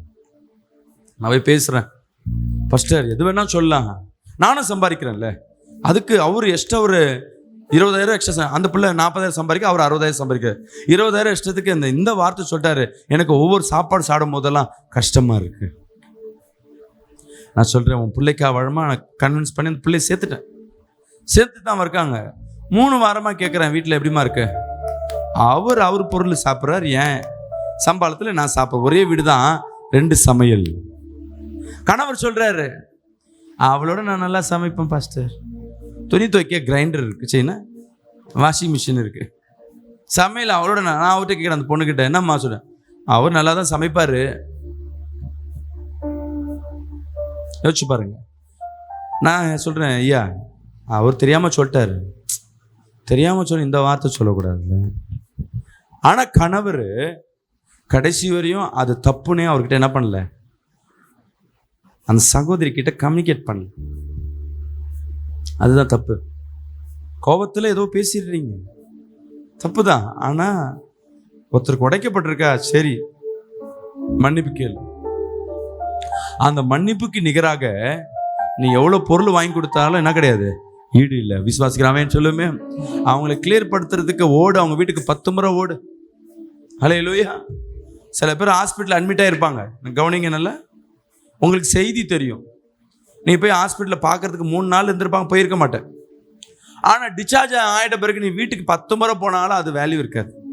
ஒரு முறை போய் அந்த ஹாஸ்பிட்டலில் பார்த்துட்டு வந்தீங்கன்னா அவங்க இருதயம், காயப்பட்ட இருதயம் தெளிவாக, நான் ஹாஸ்பிட்டலில் இருந்து நீ பார்த்தியா, சப்போஸ் உன்னால் போக முடியல, நீ என்ன பண்ணியிருக்கணும், வீட்டுக்கு வந்த பிறகு 10 முறை போகணும். அதுவும் கடமை. ஏன்னா உடைக்கப்பட்ட இருதயத்தை என்ன பண்ணணும், எங்கெங்கே அன்பெல்லாம் இழந்து போனியோ அந்த அன்பை கட்டணும். சில பேர் நினைப்பாங்க, அவன் பேசலைன்னா என்ன என் நிலைமை யாருக்கும் தெரியாது. நிறைய பேர் பேசுகிற காரியம் தான், என் சூழ்நிலை என்ன தெரியுமா, என்ன ஏன் சூழ்நிலை அன்னைக்கு வேலை இருந்தது, அன்னைக்கு கரெக்டு தான். ஆனால் ஒரு அன்பை நீ இழந்து போனீன்னா தேவன் அன்பை நீ இழந்து கொண்டிருக்கன்னு அர்த்தம். விசுவாசிக்கலாமேன்னு சொல்லுவோமே. எந்தெந்த மனிதர்களின் அன்பை எங்கெங்கெல்லாம் இழக்கிறையோ, நல்லா கவனிங்க. ஒரு மனுஷனோட அன்பை நீ இழந்துட்ட, அவங்கள காயப்படுத்திட்ட, அவங்களால உனக்கு ஒரு உதவியும் இல்லை, சொந்தமாக இருக்கட்டும் பந்தமாக இருக்கட்டும். ஆனால் தேவன் வச்சிருக்க ஆசீர்வாதத்தை நீ இழந்துட்டேன்னு அர்த்தம். அதில் மாற்று கருத்தே இல்லை. நம்ம ஈஸியாக சொல்லுவோம், என் சூழ்நிலை அவங்களுக்கு புரிஞ்சாதானே, ஏமா கல்யாணத்துக்கு வரல. உண்மையாகவே அவங்க வீட்டில் என்ன இருந்திருக்கும் கவனிங்க. நோட்டீஸ் வச்சுருப்பாங்க, சொந்தக்காரங்க கல்யாணம் போனோம், ஒரு சென்னைக்குள்ளே தான் இருக்குன்னு வைங்களேன், போக முடியாத சூழ்நிலை. ஏன்னா அன்றைக்கி உங்களுக்கு மழை இருந்திருக்கலாம், வண்டிக்கு காசு இல்லாமல் இருந்திருக்கலாம், கவனிங்க, இல்லை லீவு கிடைக்காம இருந்திருக்கலாம், இல்லை மறந்துட்டு இருக்கலாம். ஐயோ போன நினச்சிட்டு மறந்துட்டு இருப்பீங்க. ஆனால் அவங்க என்ன பண்ணியிருப்பாங்க, நீ வரலன்னு உன் மேலே கோவமாக இருப்பான், அன்பு இழந்திருப்பாங்க. இல்லை, இதை எப்படி சீர்படுத்துவேன்? போய் கேட்பேன், அம்மா எனக்கு வேலை லீவே கிடைக்கல. அவன் அச்சே விடுன்னு அவங்க அன்பு இழந்திருக்கோம். நீ என்ன திரும்ப சொல்லுவேன், என் சூழ்நிலை ஆனால் தெரியாதா என்ன? இவங்க பாட்டு நினச்சா என் சூழ்நிலை எப்படி, என் வேலை எப்படி, நான் என்ன பண்ணுறது? ஒருத்தர் உன் மேலே கசப்பாக இருக்கிறாங்கன்னா அவங்க வீட்டில் இருக்க அடுத்தது நீ பேச கற்றுக்கணும். ஆண்டவர், அம்மா தெரியாமல் பண்ணிட்டேன், வரணும்னு நினச்சேன், மறந்துட்டேன், தப்பு ஒத்துக்கணும். 2 வாட்டி கல்யாணத்துக்கு போகலையா, 2 வாட்டி அவங்க வீட்டில் போய் விசிட் பண்ணிட்டு வரணும். அவங்க அந்த நினைப்பை மறந்துடுவாங்க, கசப்பே மறந்துடுவாங்க. ஏன்னா நீ 2 வாட்டி அந்த அன்பை என்ன பண்ணியிருப்ப, விதைச்சிருப்ப. 2 வாட்டி இல்லை 3 வாட்டி போய் விதை, அது உனக்கு ஆசீர்வாதமாய் மாறும். கரங்களை தட்டி வராமேன்னு சொல்லுவோமே. அல்லேலூயா. நான் சொல்கிற காரியம் உங்களுக்கு புரிய நினைக்கிறேன். சிந்தனை கட்டுகள் இந்த 6 விதமான சூழ்நிலையை நம்மளுக்கு உண்டு பண்ணும். அல்லேலூயா. ஏசாயா 54:17 படிங்களேன். சில நேரங்களில் இந்த சிந்தனை இவ்வளோ சொன்ன பார்த்தீங்களா? இங்கே கவனிங்கம்மா.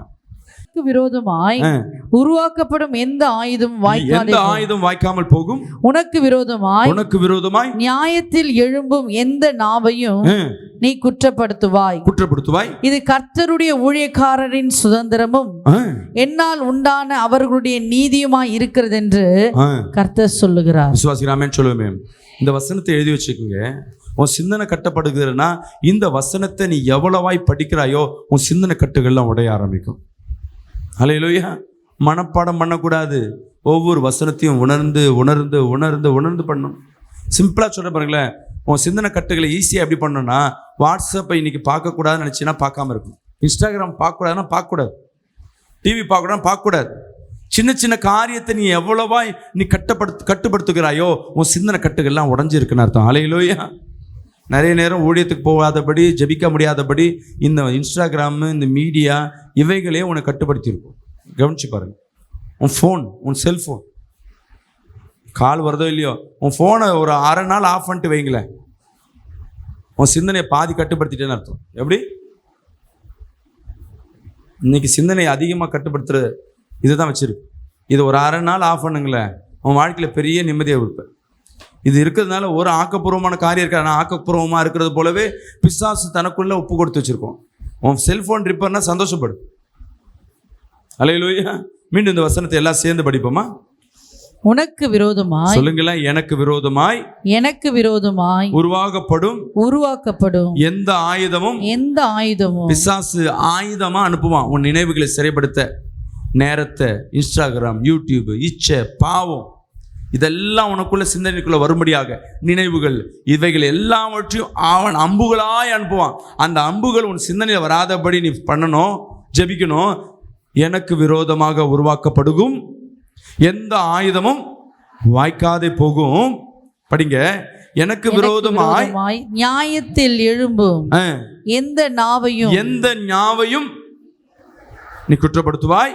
இது கர்த்தருடைய ஊழியக்காரரின் சுதந்திரம் என்னால் உண்டான அவர்களுடைய நீதியுமாய் இருக்கிறது என்று கர்த்தர் சொல்லுகிறார். சொல்லுவேன். தேவன் நீதியில தான் கர்த்தர் வழி நடத்தணும். சொல்லுங்களேன். ஏசப்பா, உம்முடைய நீதியில என்ன வழி நடத்துங்க, உம்முடைய நீதியில என்ன வழி நடத்துங்க. லூக்கா 10:19 படிங்களேன்.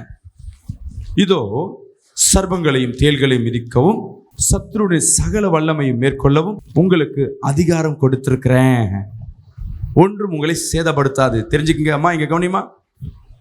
பிசாசு சிந்தனை கட்டுறது எல்லாமே பிசாசின் வேலை தான். ஆனா உங்களுக்குள்ள முதலாவது தெரியணும், தேவன் உங்களுக்கு அதிகாரத்தை கொடுத்திருக்கிறார். ஹல்லேலூயா. இதை முதலாவது புரிஞ்சுக்கணும். நல்லா கவனிங்கம்மா.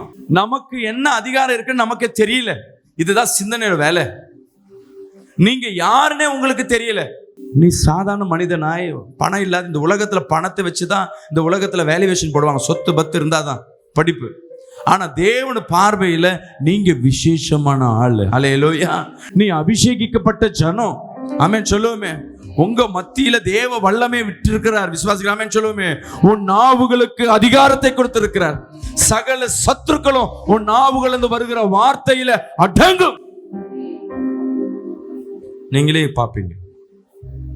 நான் பிறக்கும் போது என்ன பெரிய 4 கையில வரங்கள் பெற்ற பிறந்தேன். என்னோட மோசமான பாவி இந்த உலகத்தில் யாருமே இல்லை. என்னையும் கர்த்தர் எடுத்து பயன்படுத்துறேன். அல்லேலூயா. அப்போ பிசாசு ஓடுதுன்னா எப்படி ஓடுது? நான் என்ன பண்ணுக்கிறேன்? தள்ளி விட்டுன்னு இருக்கோமா ஒரு ஆள? எந்த வார்த்தையை சொன்னா அந்த பிசாசு ஓடுன்னு தெரியும். அந்த வார்த்தையை அதிகாரத்தோடு செய்யும் பொழுது என்ன அதிகாரம்னா, கர்த்தர் எனக்கு அத்தாரிட்டி கொடுத்திருக்கிறார். சொல்லுங்க, சொல்லுங்களேன். கர்த்தர் எனக்கு அதிகாரத்தை கொடுத்திருக்கிறார். நான் ஏற்கனவே சொல்லியிருக்கேன். முதல் எனக்கு கட்டு உடைப்பதற்கு எனக்கு சொல்லி கொடுத்தது யாருன்னா பிசாசு தான். இது ஏற்கனவே சொல்லியிருப்பேன் நினைக்கிறேன். திருப்பியும் சொல்றேன். கர்த்தர்ட்ட கேட்டேன், எனக்கு பிசாசு துரத்த வரங்களை கொடுங்கப்பா. ஃபர்ஸ்ட் ப்ராஃபிட்டுக்கு தீர்க்க தரிசனம் கொடுத்துட்டாரு. 2வது பிசாசு. கர்த்தரை கேட்ட அன்னைக்கே கொடுத்துட்டாரு, போய் எடுத்துக்கோன்னு.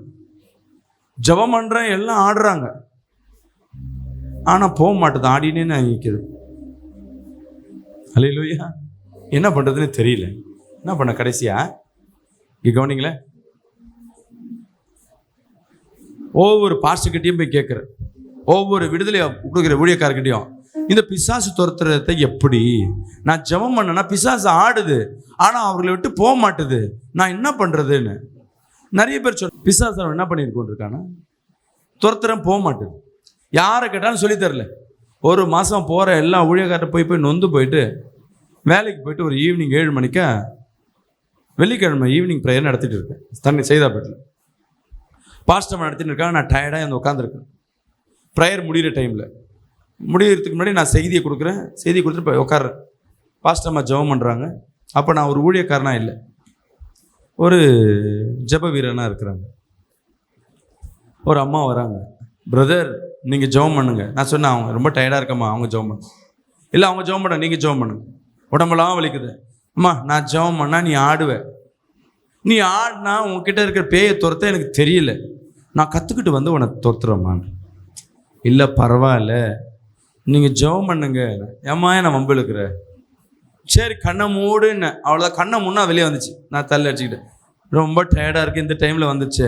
ஏய் போ போ போன்ற. எங்கள் பாஸ்டர் அப்படியே என்னை பார்க்குறாங்க. எதுக்கு உங்களுக்கு இந்த வேலை? நான் என்னம்மா பண்ணுறது? சும்மா அதே வந்து உட்காருது.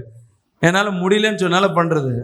நான் ஏசப்படுறேன், ஆண்டவர் என்னால் முடியல, ஒன்று நீங்கள் சொல்லித்தாங்க, இல்லை இது பேயை துரத்துங்க.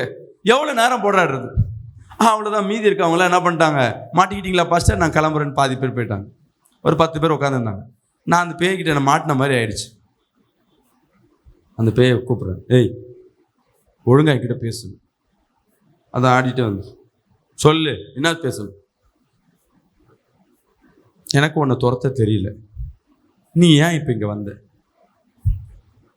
ஒப்புறம் உண்மையை சொல்லிடணும். அது சொல்லுது, உன்னால் துரத்த முடியும். ஏய் நீ ஏன் இப்போ வந்த? உள்ள உன் முன்னாடி வந்தா நிற்க முடியே வந்துடுற. சரி வந்த உன்னை எப்படி நான் துரத்துறது? அது உனக்கு தெரியும். யார் சொல்ற? பேய் சொல்லுது. எனக்கு தெரியல, நீ போய் விட்டு போ. நீ சொல்லாம நான் எப்படி போறது? நான் என்ன சொல்லணும்?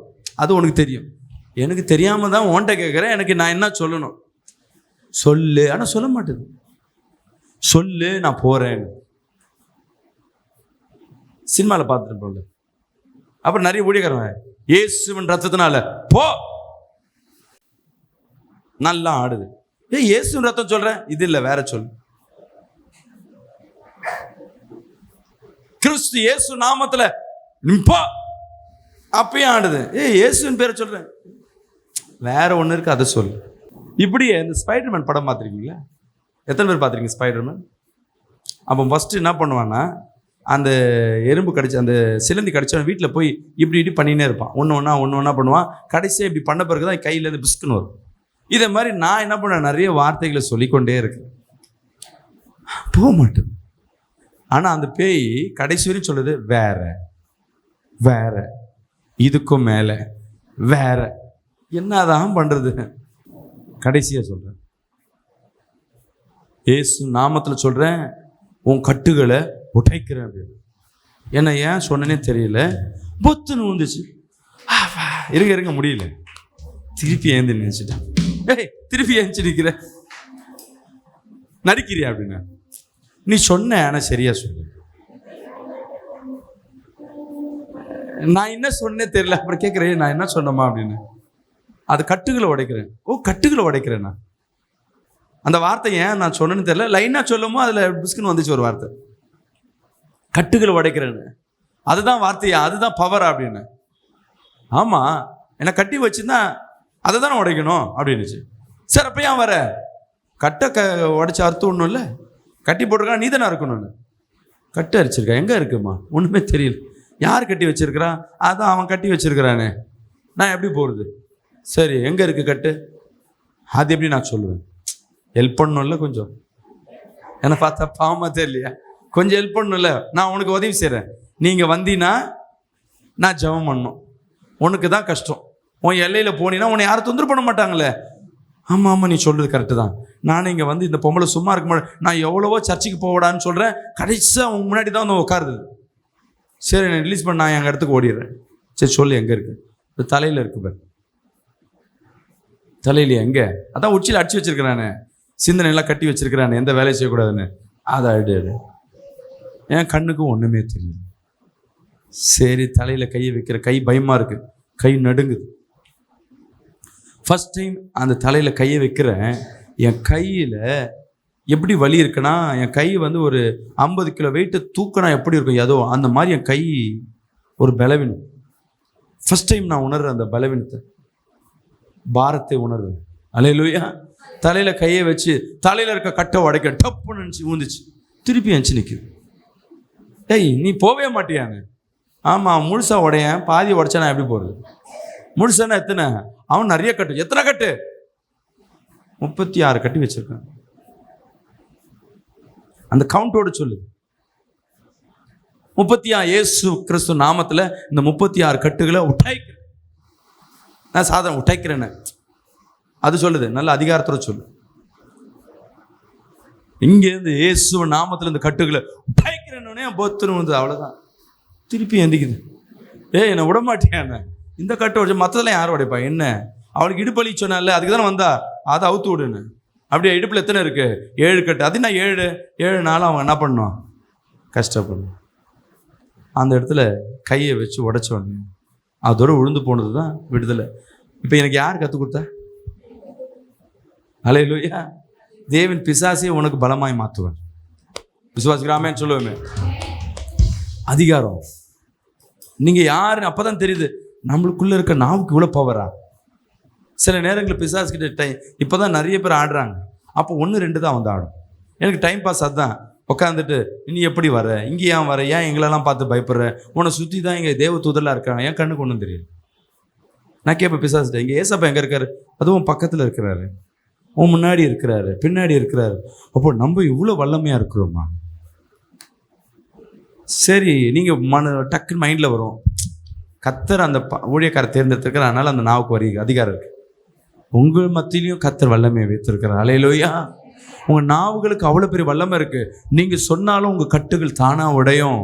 விசுவாசிக்காமேன்னு சொல்லுவோமே. அல்லேலூயா.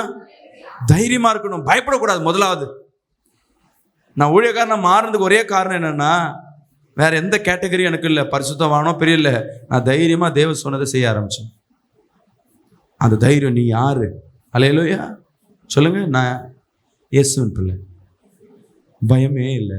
அதனால் இயேசு கிறிஸ்து இந்த வசனத்தை உங்களுக்காக சொல்கிறார், படிங்க. அந்த இதோ சர்ப்பங்களையும் தேள்களையும் மிதிக்கவும் சத்துருனுடைய சகல வல்லமையையும், சத்துருவின் சகல வல்லமை 1-2 இல்ல, சகல வல்லமைகளையும் மேற்கொள்ளும் அதிகாரத்தை கர்த்தர் உங்களுக்கு கொடுத்திருக்கிறார். ஆமென் சொல்லுவோமே. அந்த அத்தாரிட்டி, அந்த தைரியம் உங்களுக்குள்ள இருக்கணும். நீங்க யாரு? நான் அதிகாரத்தை உடையவன். அல்லேலூயா. ஒரு போலீஸ்காரர் சொன்னா இந்த இடம் கிளியர் ஆகும், ஒரு கட்சிக்காரர் சொன்னா இந்த இடத்த கிளியர் ஆகும். இந்த இடையில இருக்க வாசல்ல ஒரு குப்பை நவுந்து இந்த சர்ச்சை எதிர்க்க குப்பையா இருக்கும். எவ்வளோ காப்பரேஷன் சொன்னேன், வேணா வேலைக்கு ஆகலை, இங்கே இருக்கிற எம்எல்ஏ கால் பண்ணி, ஐயா இந்த மாதிரி சர்ச்சை எதிர்க்க அசிங்கமாக இருக்குது, உங்களுக்கு தான் அசிங்க, சர்ச்சுக்கு வர ஆள் அப்படின்னு. சரி நான் எதா பண்ணுறேன். அவர் சொன்ன உடனே இந்த இடத்த என்ன பண்ணிட்டாங்க, ஒரு பூங்கா மாதிரி ஆட்டி கொஞ்சம் கிளியர் பண்ண. அதிகாரம் அங்கே இருக்குது. அந்த அதிகாரம் நமக்கு இல்லை. ஆனால் தேவன் சொல்லுகிறார், எல்லா அதிகாரத்தையும் உனக்கு நான் கொடுத்துருக்கிறேன். அல்லேலூயா. இந்த உலகத்தில் இருக்கிற சில காரியங்களுக்கு தான் இந்த உலகத்தில் ஒவ்வொரு அதிகாரியும் நியமித்து வச்சிருக்கிறாங்க. ஆனால் தேவன் அப்படி இல்லை. இந்த உலகத்தில் இருக்கிற எல்லாருக்கும் அதிகாரத்தை கொடுத்துருக்கிறார். விசுவாசிக்கிறாமேன்னு சொல்லுவோமே. உன் வாழ்க்கை உன் கையில், விசுவாசிக்கிறாமேன்னு சொல்லுவோமே. உன் சத்துரு உன் காலு கீழே, விசுவாசிக்கிறாமேன்னு சொல்லுங்களேன். கரங்களை உயர்த்தி, என் வாழ்க்கை என் கைகளில், எனக்கு விரோதமாக எழும்புற சத்துரு என் காலு கீழே. இப்ப சொல்லுங்களேன், முதல்ல தெரிஞ்சுக்கணும் நீங்க யாரு, உங்களுக்கு என்ன அத்தாரிட்டி இருக்கு. இந்த நினைவுகளை மேற்கொள்ள உங்களால முடியும். அல்லேலூயா. கர்த்தர் சொல்லுகிறார், சர்ப்பங்களையும் தேள்களையும் மிதிக்கவும் சாத்தானுடைய சகல வல்லமை மேற்கொள்ள உங்களுக்கு அதிகாரத்தை, அது ஒன்று உங்களை சேதப்படுத்தாது. இந்த வைராக்கியம் உங்களுக்குள்ள இருக்கணும். ராமேன் சொல்லுமே, இருக்கா? சொல்லுங்க. எனக்கு இருக்குப்பா சொல்லுங்க. வாய் திறந்து, எனக்கு இருக்கு. அல்லேலூயா. தேவனுக்கு அதிகாரத்தை கொடுத்திருக்கிறார். நீங்க பயப்படாதீங்க. மாந்திரிகம் எவ்வளவா இருந்தாலும் சரி, வியாதிகள் உனக்கு மரணத்துக்கு நேரம் கொண்டு போனாலும் சரி, வருமானம் உனக்கு பிச்சைக்காரனா மாத்தினாலும் சரி, நாளைக்கு ஒண்ணுமே இருக்கிற சூழ்நிலைக்கு நேரம் கொண்டு போனாலும் சரி, உங்களுக்குள்ள ஒண்ணு இருக்கணும், கர்த்தர் என்னை மீண்டும் உருவகமாக்குவார். அல்லேலூயா. எனக்கு அத்தாரிட்டியை கொடுத்திருக்கிறார். எதுவும் என்னை சேதப்படுத்தாது. சொல்லுங்களேன், எதுவும். அல்லேலூயா. எந்த மாந்திரிகமோ எந்த சூழ்நிலையும் என் சிந்தனையை சேதப்படுத்தாது. அல்லேலூயா. உன் சிந்தனையை கட்டுப்படுத்தணும்னு ஒரே ஆயுதம், முதல் சொன்ன ஜெபம், ரெண்டாவது அத்தாரிட்டி. உங்களுக்குள்ள ஒரு கான்ஃபிடென்ட் இருக்கும், என்னால எதையும் செய்ய முடியும், இவைகள் எதுவும் என்னை சேதப்படுத்த. அல்லேலூயா. அல்லேலூயா. சில நேரங்கள்ல கடன் வாங்கிட்டு இருப்பீங்க. இங்க கவனிங்க, 10 நாளுக்குள்ள கொடுக்கணும், ஆனால் வருமானம் இல்லை. கொடுக்கறதுக்கு முன்னாடி அப்படி சோர்ந்து போய் அப்படியே உட்காந்துருவேன். என்னப்பா பண்றது. பிசாசு அடுத்த வேலையை செய்யக்கூடாது. கொடுக்கலன்னு என்ன ஆகும்? ஐயோ இந்த டைம்ல கல்யாணம் பண்ணல என்ன ஆகும், இந்த டைம் வேலையில் என்ன ஆகும், குழந்தைல என்ன ஆகும், அப்படியே உன்னை அடக்கி வச்சிருக்கிறோம். அந்த டைம் தான் உனக்குள்ள இருக்கணும். கர்த்தர் என்னோடு இருக்கிறார். சொல்லுங்க, கர்த்தர் என்னோடு இருக்கிறார். இந்த சூழ்நிலை மாறி போகும். சொல்லுங்க பார்க்கலாம். இந்த சூழ்நிலை மாறி போகும். கொஞ்சம் அப்படியே பழைய நினைவுகளுக்குள்ள போங்க. பழைய ஏற்பாடுக்குள்ள போகணும்னு சொல்ல, உங்க வாழ்க்கையிலேயே சில நெருக்கத்துல இருந்து நீங்க கடந்து வந்திருப்பீங்க. அதை கொஞ்சம் நினைச்சு பாருங்க. ஏதோ ஒரு சூழ்நிலையில கர்த்தர் கடந்து வந்துட்டார். இதுவும் கடந்து போகும். சொல்லுங்க, சிந்தனையே உன்னால ஒண்ணும் செய்ய முடியாது. எனக்கு எதுவும் கட்டுப்படுத்த முடியாது. இந்த சிந்தனை என்னன்றது மாம்சத்தை கட்டுப்படுத்தும். இந்த சிந்தனை ஆத்மாவை கட்டுப்படுத்தும், உன் ஆவியை கட்டுப்படுத்தும். இந்த சிந்தனையை மட்டும் நீங்க பலப்படுத்திட்டீங்கன்னா போதும், கர்த்தர் உன்னோடு இருப்பார். விசுவாசிக்கிறாமேன்னு சொல்லுவோமே. அல்லேலூயா. எஸ்ஐயா 11ஆம் அதிகாரம் 2ஆம் வசனத்தை வாசிப்போம். ஞானத்தையும் உணர்வையும் அருளுகிற ஆவியையும், ஆலோசனையும் பலனையும் அருளுகிற ஆவியையும், அறிவையும், கர்த்தருடைய பயப்படுகிற பயத்தை அருளுகிற ஆவியையும், கர்த்தருடைய ஆவியானவர் மேல் தங்கியிருப்பார். அல்லேலூயா. இந்த ஆவியான ஒரு பலன் இருந்தா சிந்தனையை கண்ட்ரோல் பண்ண முடியும். அல்லேலூயா. எப்படி சொல்லுங்க, கவனிங்க. ஆவியான முதல் காரியம் ஜெபம். ரெண்டாவது, நீங்க யாருன்னு அத்தாரிட்டி இருக்கணும், கமாண்ட் கொடுக்க கத்துக்கணும். மூணாவது காரியம் ஆவியானவர் வல்லமை. மீண்டும் அந்த வசனத்தை படிங்க. 11:2. ஞானத்தையும் உணர்வையும் அருளும் ஆவியும், ஆலோசனையும் பலனையும் அருளும் ஆவியும், அறிவையும் கர்த்தருக்கு பயப்படுகிற பயத்தையும் அருளும் ஆவியும் ஆகிய கர்த்தருடைய ஆவியானவர் அவர் மேல் தங்கி இருப்பார். சொல்லுவேன், கர்த்தருடைய ஆவியானவர் உன் மேல இறங்குறாருன்னா உனக்கு ஞானம் பயம் எல்லாவற்றையும் கர்த்தர் கொடுக்கிறவரா இருப்பார். விசுவாசிக்கிறாமே சொல்லுவேன். கர்த்தருக்கு பயப்படுகிற பயம், உணர்வு, ஆலோசனை, இது எல்லாம் இந்த சிந்தனை கட்டுப்படுத்தும். எப்போ நீ ஆவில நிரம்பும் பொழுது. எல்லாம் சொல்லுங்களேன், எல்லாம் ஜெபம் பண்ணுவோமா? அப்படி எழுந்து நின்று